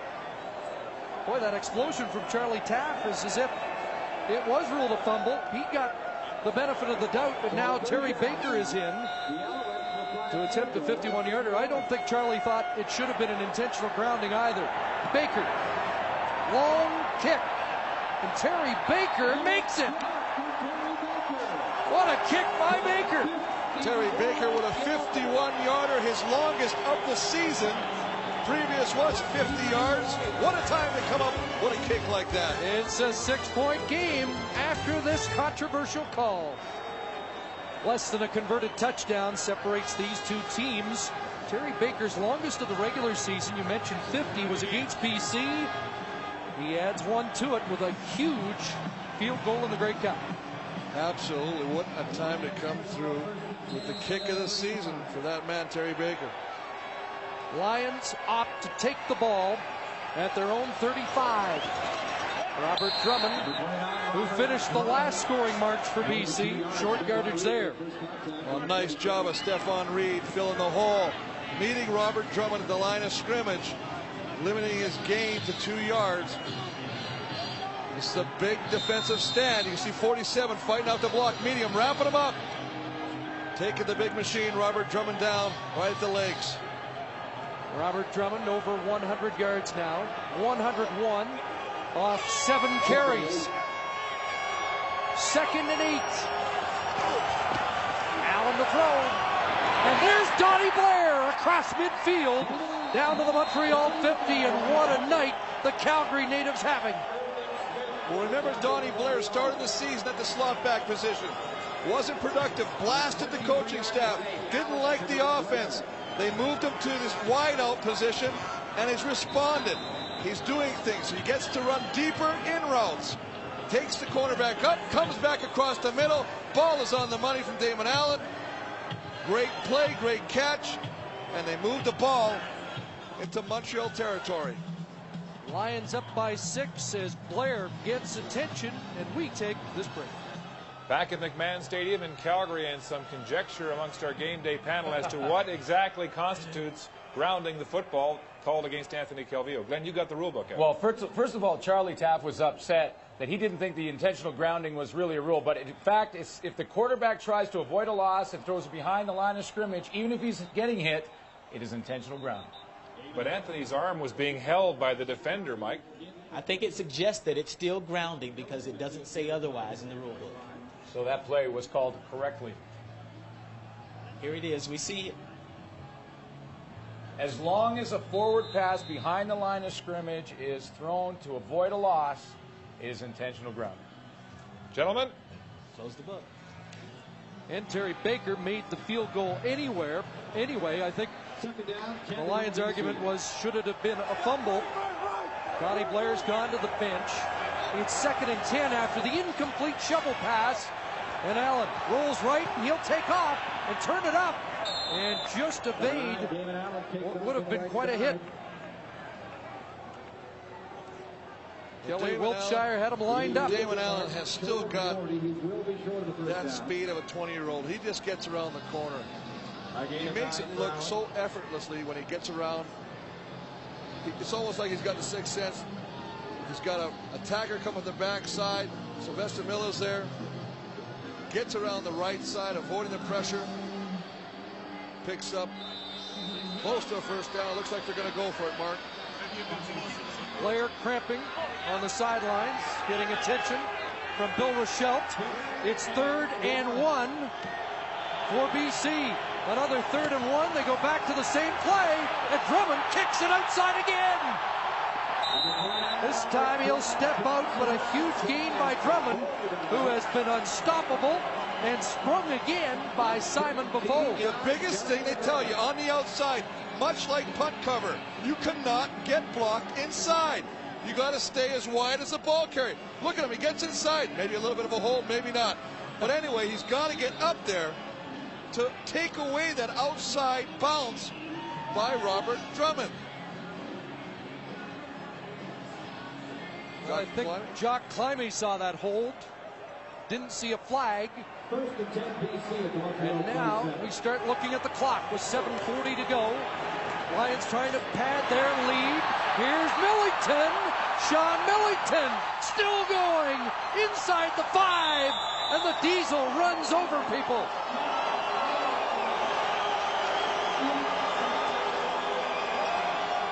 Well, the Diesel destroys people, and that's what he does. Again, a timely call by Damon Allen. Just a smart call.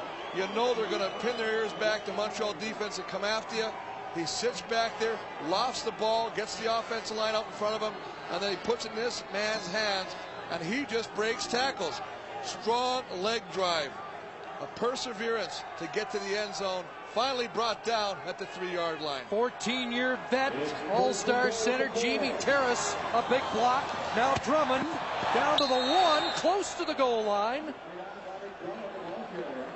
And it looks like it'll be 2nd and 1. Clock running. And we talked about the dynamic duo. Millington all first half. Robert Drummond second half. Well, look at that. 6 for 102. Millington 93 on the ground in the first half. And the Lions in for another score.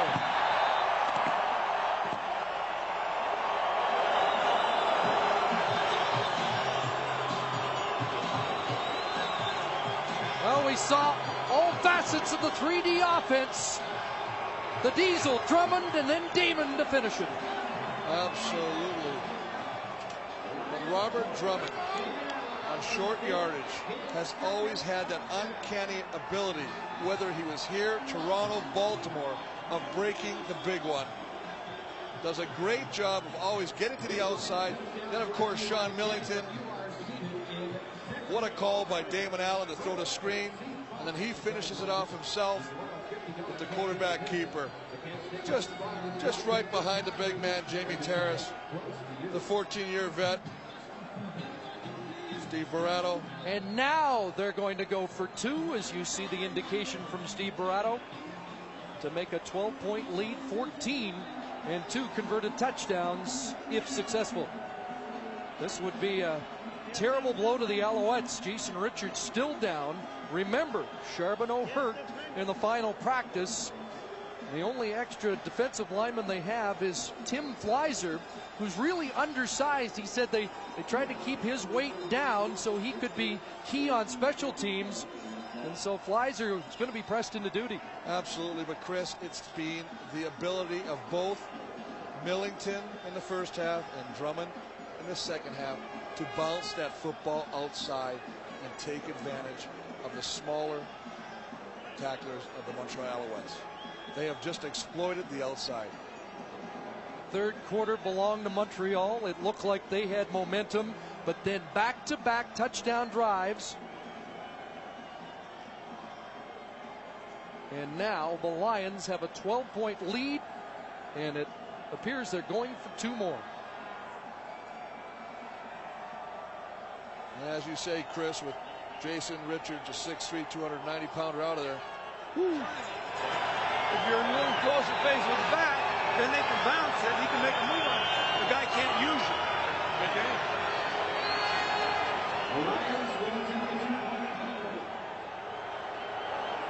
Little instructions to Simon Buffalo and Mike Moore. And now from the 5, here's Birch. Allen gets outside of that. Little pitch and toss and incomplete. Cunningham went after it. It was intended for Millington. He was open, and they got their signals crossed. It cost them 2. This man has owned the second half, and he completes a 75-yard touchdown march by the Lions. And now a 12-point stranglehold in the 88th Grey Cup game. Well, it's the Robert Drummond show in the second half. He's just done everything. Every time he touches the football, he makes things happen. He's just pounding nails in the coffin that once was the Montreal Alouettes. 6:01 to play. BC trying to become the first team ever to win the Grey Cup after a losing record in the regular season. Thomas Haskins out to the 45, gang tackled there. Well, he was overshadowed when in Baltimore by his running mate Mike Pringle. He's not being overshadowed today. Absolutely not. He gets it done so many ways. A screen pass. Hey, look at him driving, running over, lowering his shoulder. Shovel pass. Just put it in number 29's hands, let him do the rest. And then he breaks the back on a short yardage run. Gets tackled earlier. Again, bounces it to the outside. And once he gets out there, the speed of Robert Drummond, tough to bring him down before he gets to the end zone. Well, this may take the Alouettes out of their usual game plan. Calvillo under pressure, looking for Tyree Davis, and the ball skipped into his hands, incomplete. You know, there's an interesting story right there, Chris. Tyree Davis working against Chuck Levy. Here's a guy started running back. You said he's the leader of that defense. You talked to him, the whole team is jiving around that guy. They're not even testing him. Is that a sign of respect? Davis has been shut out. Now Kelly Snell is over. He shuttles in and out with Levy. 2nd and 10. Calvillo needs a big play. Wide open. Jock climbing.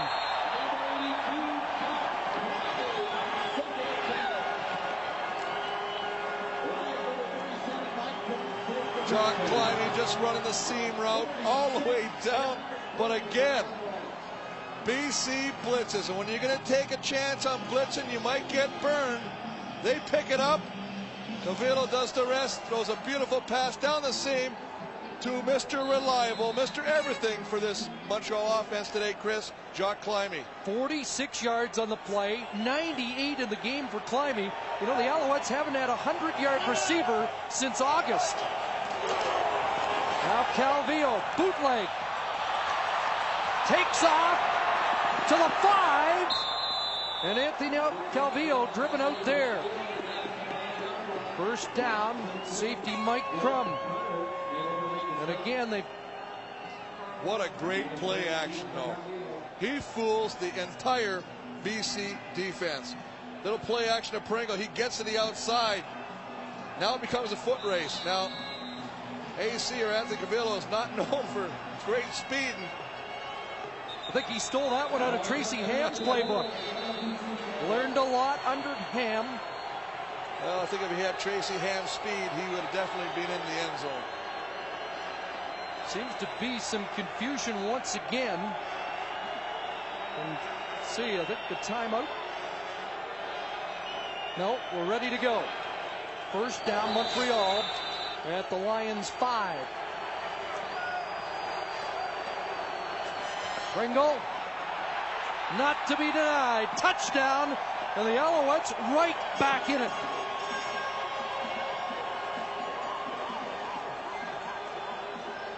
It's called never say die. A sign of a championship team, Chris. They didn't end up 12-5 just for the fun of it. They have resilience, they have weapons, and they have belief that they can still get the job done. What a great play. Keyed off by that big passing play to Jock Climbing. Baker for the point after. And how big was the missed two-point convert by the Lions with Sean Millington open and waiting for the ball in the end zone. Pringle gets them to within 5. Absolutely. A one-touchdown game now. I mean, that's what it's all about. And I don't know if it's just a Grey Cup, Chris, but it always comes down to these. We always get these classics. And boy, he was not going to be denied. When he gets to the end zone, you can see Haskins there, rest of the bench. There it is, baby. Lots of time. 3:42. Calvillo showed us some mettle on that last series. There's the Alouette coaches upstairs. Big play to Climbing. The bootleg by Calvillo. The finishing touch by Pringle. Well, we talked about the big play to Climbing as a result of BC bringing the heat, trying to blitz Calvillo. That puts the safety, Mike Crum, on a one-on-one with Jock Climbing, and Jock just gets great separation from him. And as you say, the rest is history. Baker kicks it downfield, and there's Cunningham. That is 10. Jimmy Cunningham still going. Up to the 40, where he's met by Kelly Wiltshire.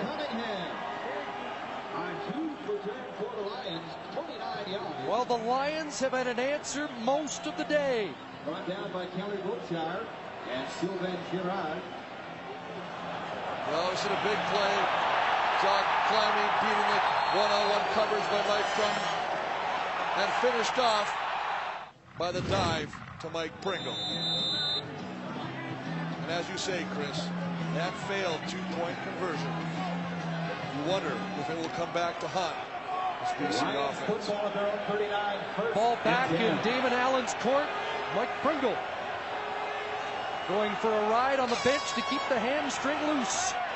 Allen lunging forward across the 45. Productive first down play by the MVP of two different Grey Cup games. He came off the bench to win in '87. He won start to finish in '93. And now 7 years later, trying to be the key man again. Well, he just does it all. I mean, look at how effortlessly this looks. Just dives up and picks up great first down yardage and puts him in a second and short situation. 3 minutes left in regulation time at the 88th Grey Cup. It's a 5-point BC lead. Some people may have thought the game was over when Allen puts them up 25-13, but Montreal, Mike, doesn't give up. Absolutely, Mark. No pun intended, but they showed the mark of a champion by coming back and scoring that touchdown to go up. The key for the BC Lions now is, do they keep poise and not get frustrated? They still dominated this game. There's a poised play. Allen to Alfred Jackson. And a huge first down as Jackson takes it into Montreal territory. A big-time play on 2nd and 4, and look what is in the building. Well, the cup is in the building. And you know what? If you're sitting on the BC sideline, you're less than 3 minutes away from hoisting that thing up there. But boy, Damon Allen just does a wonderful job of utilizing all his weapons. We've seen Donnie Blair come up with big catches. Drummond, we've talked about him all day, and Millington. But how about Alfred Jackson coming up with a big catch there? 43,827 here at McMahon. Allen carries it himself. First down inside the 35. Remember, folks, he's 37 years of age. Just as smooth as he was a decade ago. You couldn't describe it any better. He just makes it look like a snow workout there. And that's probably been one of the things that's gone against him, because they think that he's just got this lackadaisical kind of attitude, and yet he's just such a great athlete and just makes it look too easy. First and 10 from the 33. First and 10, clock running. And so are the Lions as Millington. It's down to the 30, 3 more. Well, you know, he passed Ron Lancaster and the debate started. And many said he's not even a top 5 all-time CFL quarterback. Well, he may not have been as consistent as Lancaster or Flutie, but on any given day, he could beat any quarterback that's ever played in the CFL. Absolutely. I think it's a crime to try and pick the best ever. I think there's too many great quarterbacks that have played this great game, but to be included in the group of the great ones is honor enough. He's passed for 233 yards, now rushed for 41, 2nd and 6. And they don't get the play off, and Jason Richards draws a flag. Well, remember, Chuck Levy flagged early in the game. It was costly. And that was even more costly at this point. Under 2 minutes to go. Absolutely.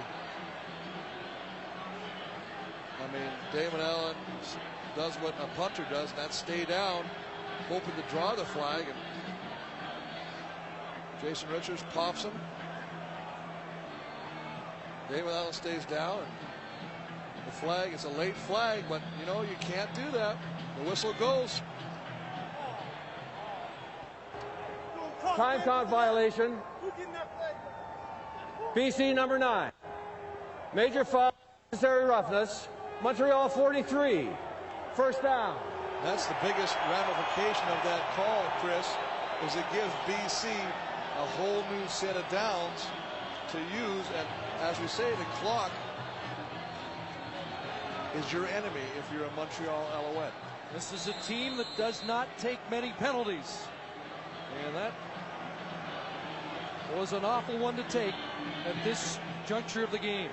Well, did he hear the whistle? Well, that's the thing you don't know. First and 10, BC at the Montreal 25. Although if he hadn't heard the whistle, I think he would have finished the tackle with even more authority. Drummond cuts back down to the 20. 5 more for the Drum. Well, after Drummond has exploited that outside bounce run, you finally see it being stopped. Well, let's go back to the last play.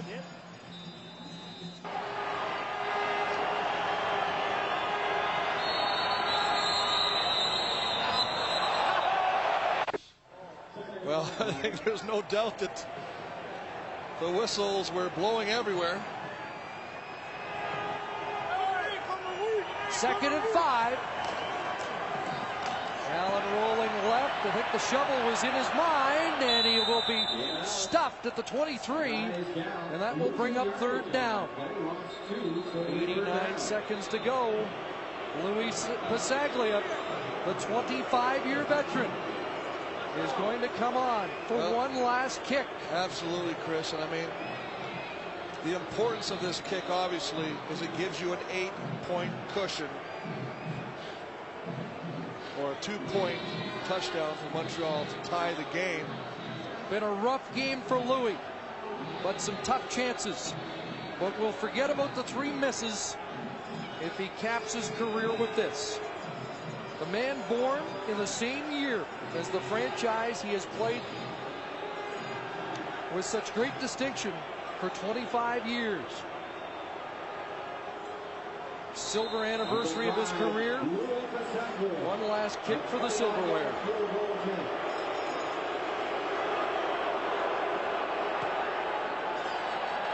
That's the Louis we'll always remember.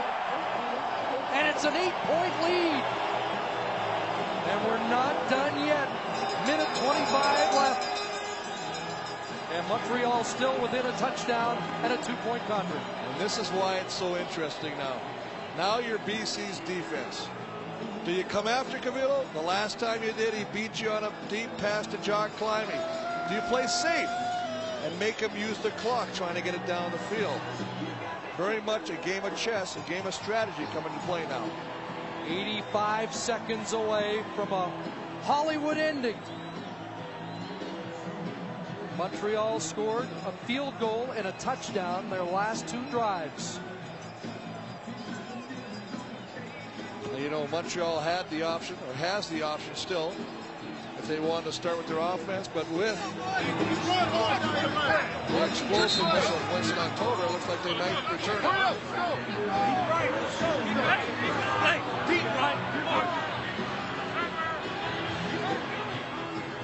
Montreal wants the ball in October's hands. Will Brett Anderson kick it that deep?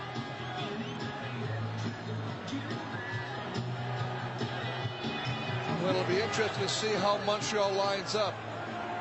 The Lions will kick off after their successful field goal. I believe they will not kick it to Winston October, rather than Thomas Haskins. Lions were very effective last week in the Western Final against Calgary with a shorter, medium-range kick. That's October. Hard run across the 45, and now a minute 20 remaining in regulation time. Glad you've been with us for another memorable Grey Cup game. And it's not done yet. What does Anthony Calvillo have left? They need 6, and then they need 2.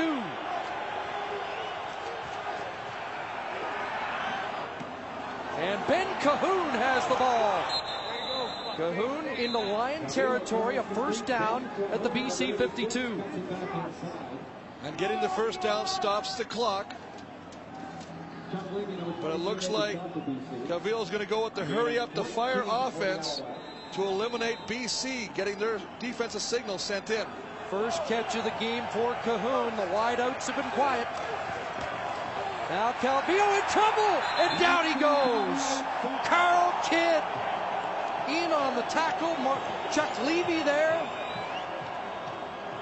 Couple of the newcomers, the men who have bolstered the BC defense. Absolutely. They send it in. They bring the blitz. Both outside linebackers converge and bring down Anthony Cavillo. Now 2nd and 19. Montreal's in 3-down territory now. Calvillo gunning it wide open. Look out! Ben Cahoon! Touchdown!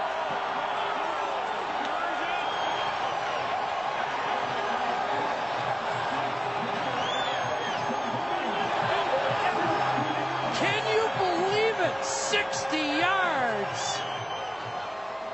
44 seconds to go, but they still need 2 more. Unbelievable. Unbelievable. He just gets sacked a play prior. Sits back, unleashes the ball. You can see right there Cahoon working against McClellan. Brings it into the post, makes a move, and takes it 60 yards for a touchdown.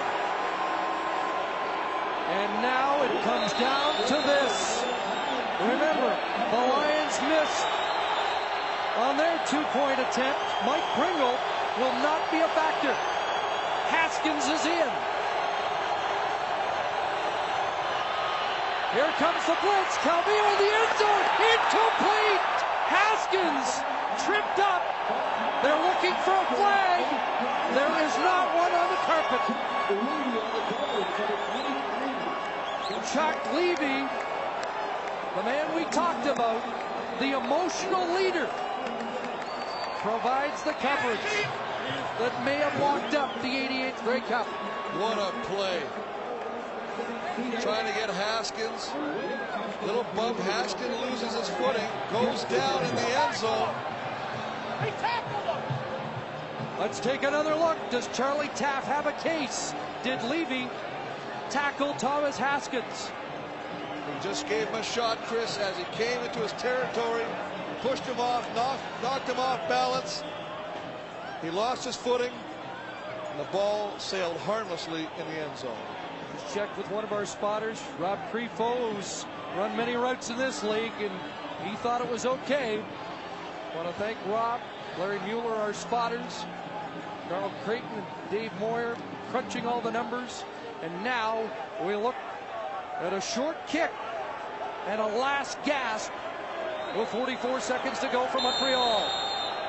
They load up the left side. Jump ball. Alfred Jackson's there. He's got it. Maybe the biggest catch of his life.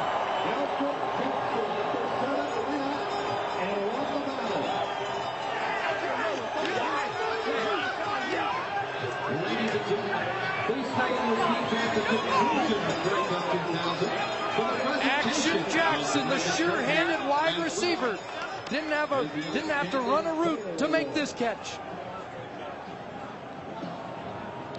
Everybody gets it, but as you say, look at the height. Alfred Jackson climbs the ladder, goes to the penthouse to catch the ball. He's only 6 feet tall. How about that vertical? Out jumping everybody. 42 seconds to go. Allen with the knee. Well, both teams missed 2-point converts in this game. And in Montreal, they'll be talking about the brush by Levy on Haskins, who was off balance. I tell you, had he not lost his balance, Chris, he makes that catch. He was behind Levy. And sometimes you got to be good to be lucky, and you got to be lucky to be good. Second down, Allen. Now goes down, back at the 50. 19 seconds to go.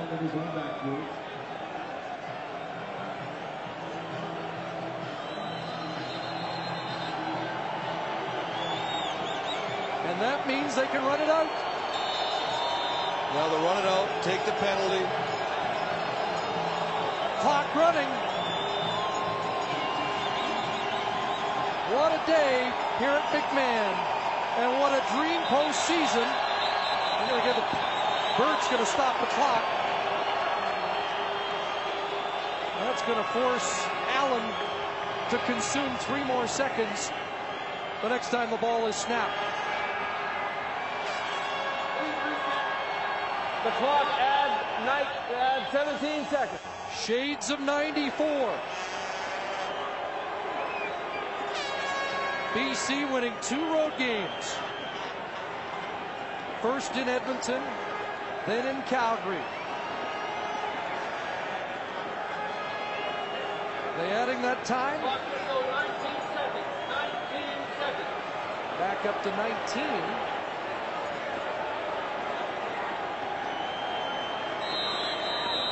And now we'll run it down again. Only the 4th third-place team in Grey Cup history to win. They did it in '94. And they've done it again here. From underdogs to Lion Kings, the BC Lions are Grey Cup champions.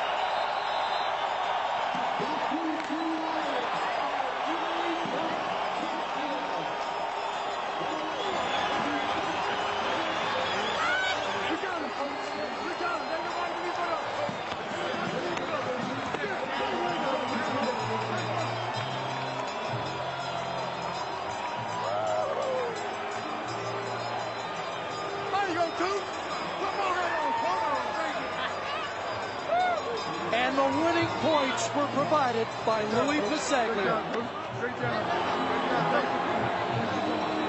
What a way to go out. What a game for this man. The play calling. You know what? We didn't use it all day, but Damon Allen He dominated this game. He is unquestionably one of the all-time CFL greats. Steve? Thank you, Chris. I've got Robert Drummond with me. Robert, congratulations. You've done this before. How special is this one? It's unbelievable. After the year we had, you know, the roller coaster ride we had all season, for these guys, group of guys to come together and just believe in one another, probably the whole country of Canada, you know. There's about 37 guys at the end of the day, the only ones that believed in ourselves. We believe in each other, and we got it accomplished. At what point in the season, Robert, did you think this might be possible? When Coach Barato came and just allowed guys to go out there and, you know, just be players. Allowed us to be able to go out there, you know, and told us we can make mistakes. You know, human being makes mistakes. And we understood that and knew just play behind one another, and this is a great feeling. Robert, congratulations. Thank you very much. Chris? Well, what a remarkable performance by Robert Drummond in the second half, ripping off a couple of big runs. This one, 44 yards for a touchdown as the BC Lions prevail. Well, Drummond celebrating yet another Grey Cup victory. Won the first 3 times he went to the big game. And disappointment for Jock Climbing, who waited so long to get here. 11 years, played so brilliantly today. Absolutely, Chris. You know what, for Montreal, it was a question of just too late. They started too late. They didn't get their offense gelled to the second half. They turned it up, but they ran out of clock. And this guy has the best scriptwriter in football, Louis Passaglia, the game-winning field goal, even though he didn't know it when he first kicked it. Mark? Yes, Chris, indeed, a silver celebration for Louis Passaglia, celebrating his 25th season, his final game. What a way to go out, Mike Clemens. Without question, you know, and this team has been through so much. They say adversity builds character. There's a saying that quitters never win and winners never quit. You're looking at the face of a guy who refused to quit. He epitomizes a team that refused to quit.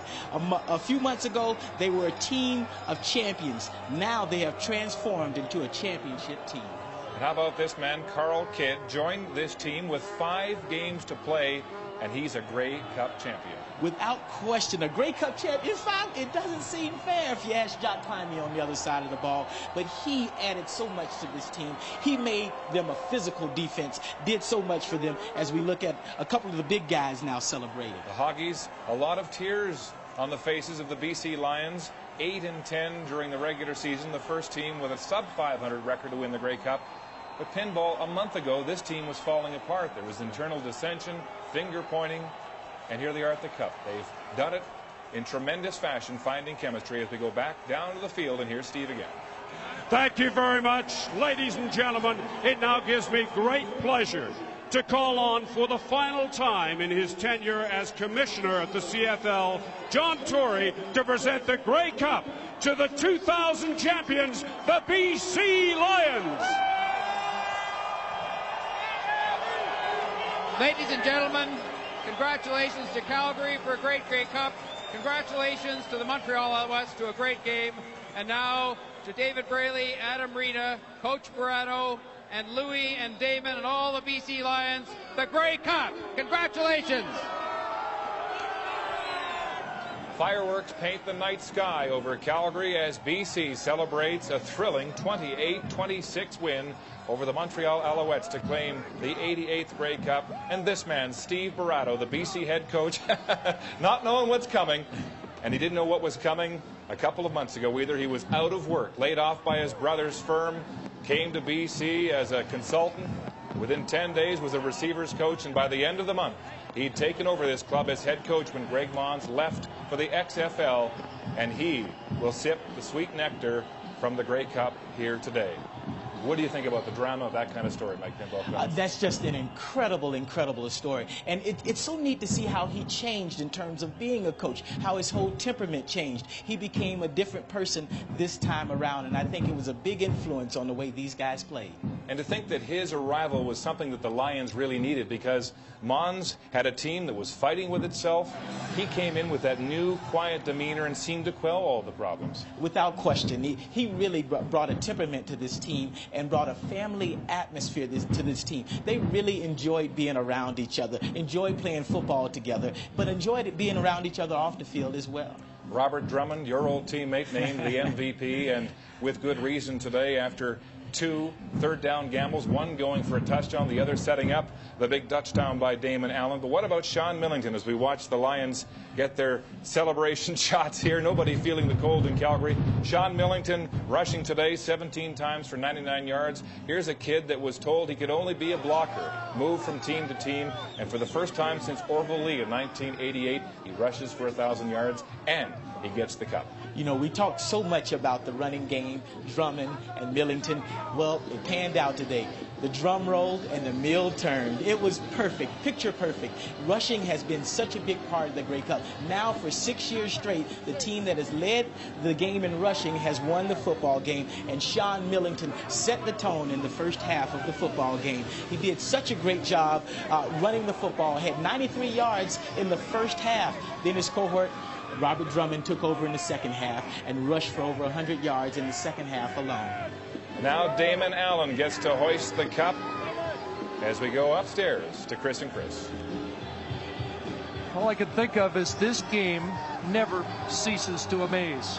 Absolutely. Just when you think it's going one way, it swings back the other, and guys just keep making plays. And you got to give Montreal credit. They had a never-say-die attitude. They stayed in it. But BC Lions, this man, Damon Allen, every time Montreal did something, he'd answer back. Just want to mention Craig Hendrickson, 10 years to get one chance at the cup. His dad played for the Lions, so did his brother, and now he's a champion. And there's Jamie Terrace, who thought about retiring. 14 distinguished years in the league, Joe Pow, and I'll tell you what, there are so many amazing storylines with this BC Lion team. Eric Carter lost as a Hamilton Tiger Cat in '98 to Calgary. He had to come to Calgary to win his first cup. And there's a guy that's found the cup a few times, the House of Pain. And boy, that offensive line, you know, I gave you your due the other day because I thought the two best offensive lines in the league got to the Grey Cup. And what a day they had. Absolutely, both of them running the ball so effectively. Dan Payne, another guy we got to mention, Chris Perez. Outstanding game. He, another one of the BC Lions who is going to contemplate the retirement back. How about this man? He was the defensive coordinator in Hamilton in '86 when they pulled off a gigantic upset. 7 years later, the defensive coordinator of the Edmonton Eskimos when they won. And he scratched the 7-year itch again as he put this Lions defense back together, now embracing with Kelly Lockbaum, the kid from Abbotsford, who's a Grey Cup champion with the BC Lions.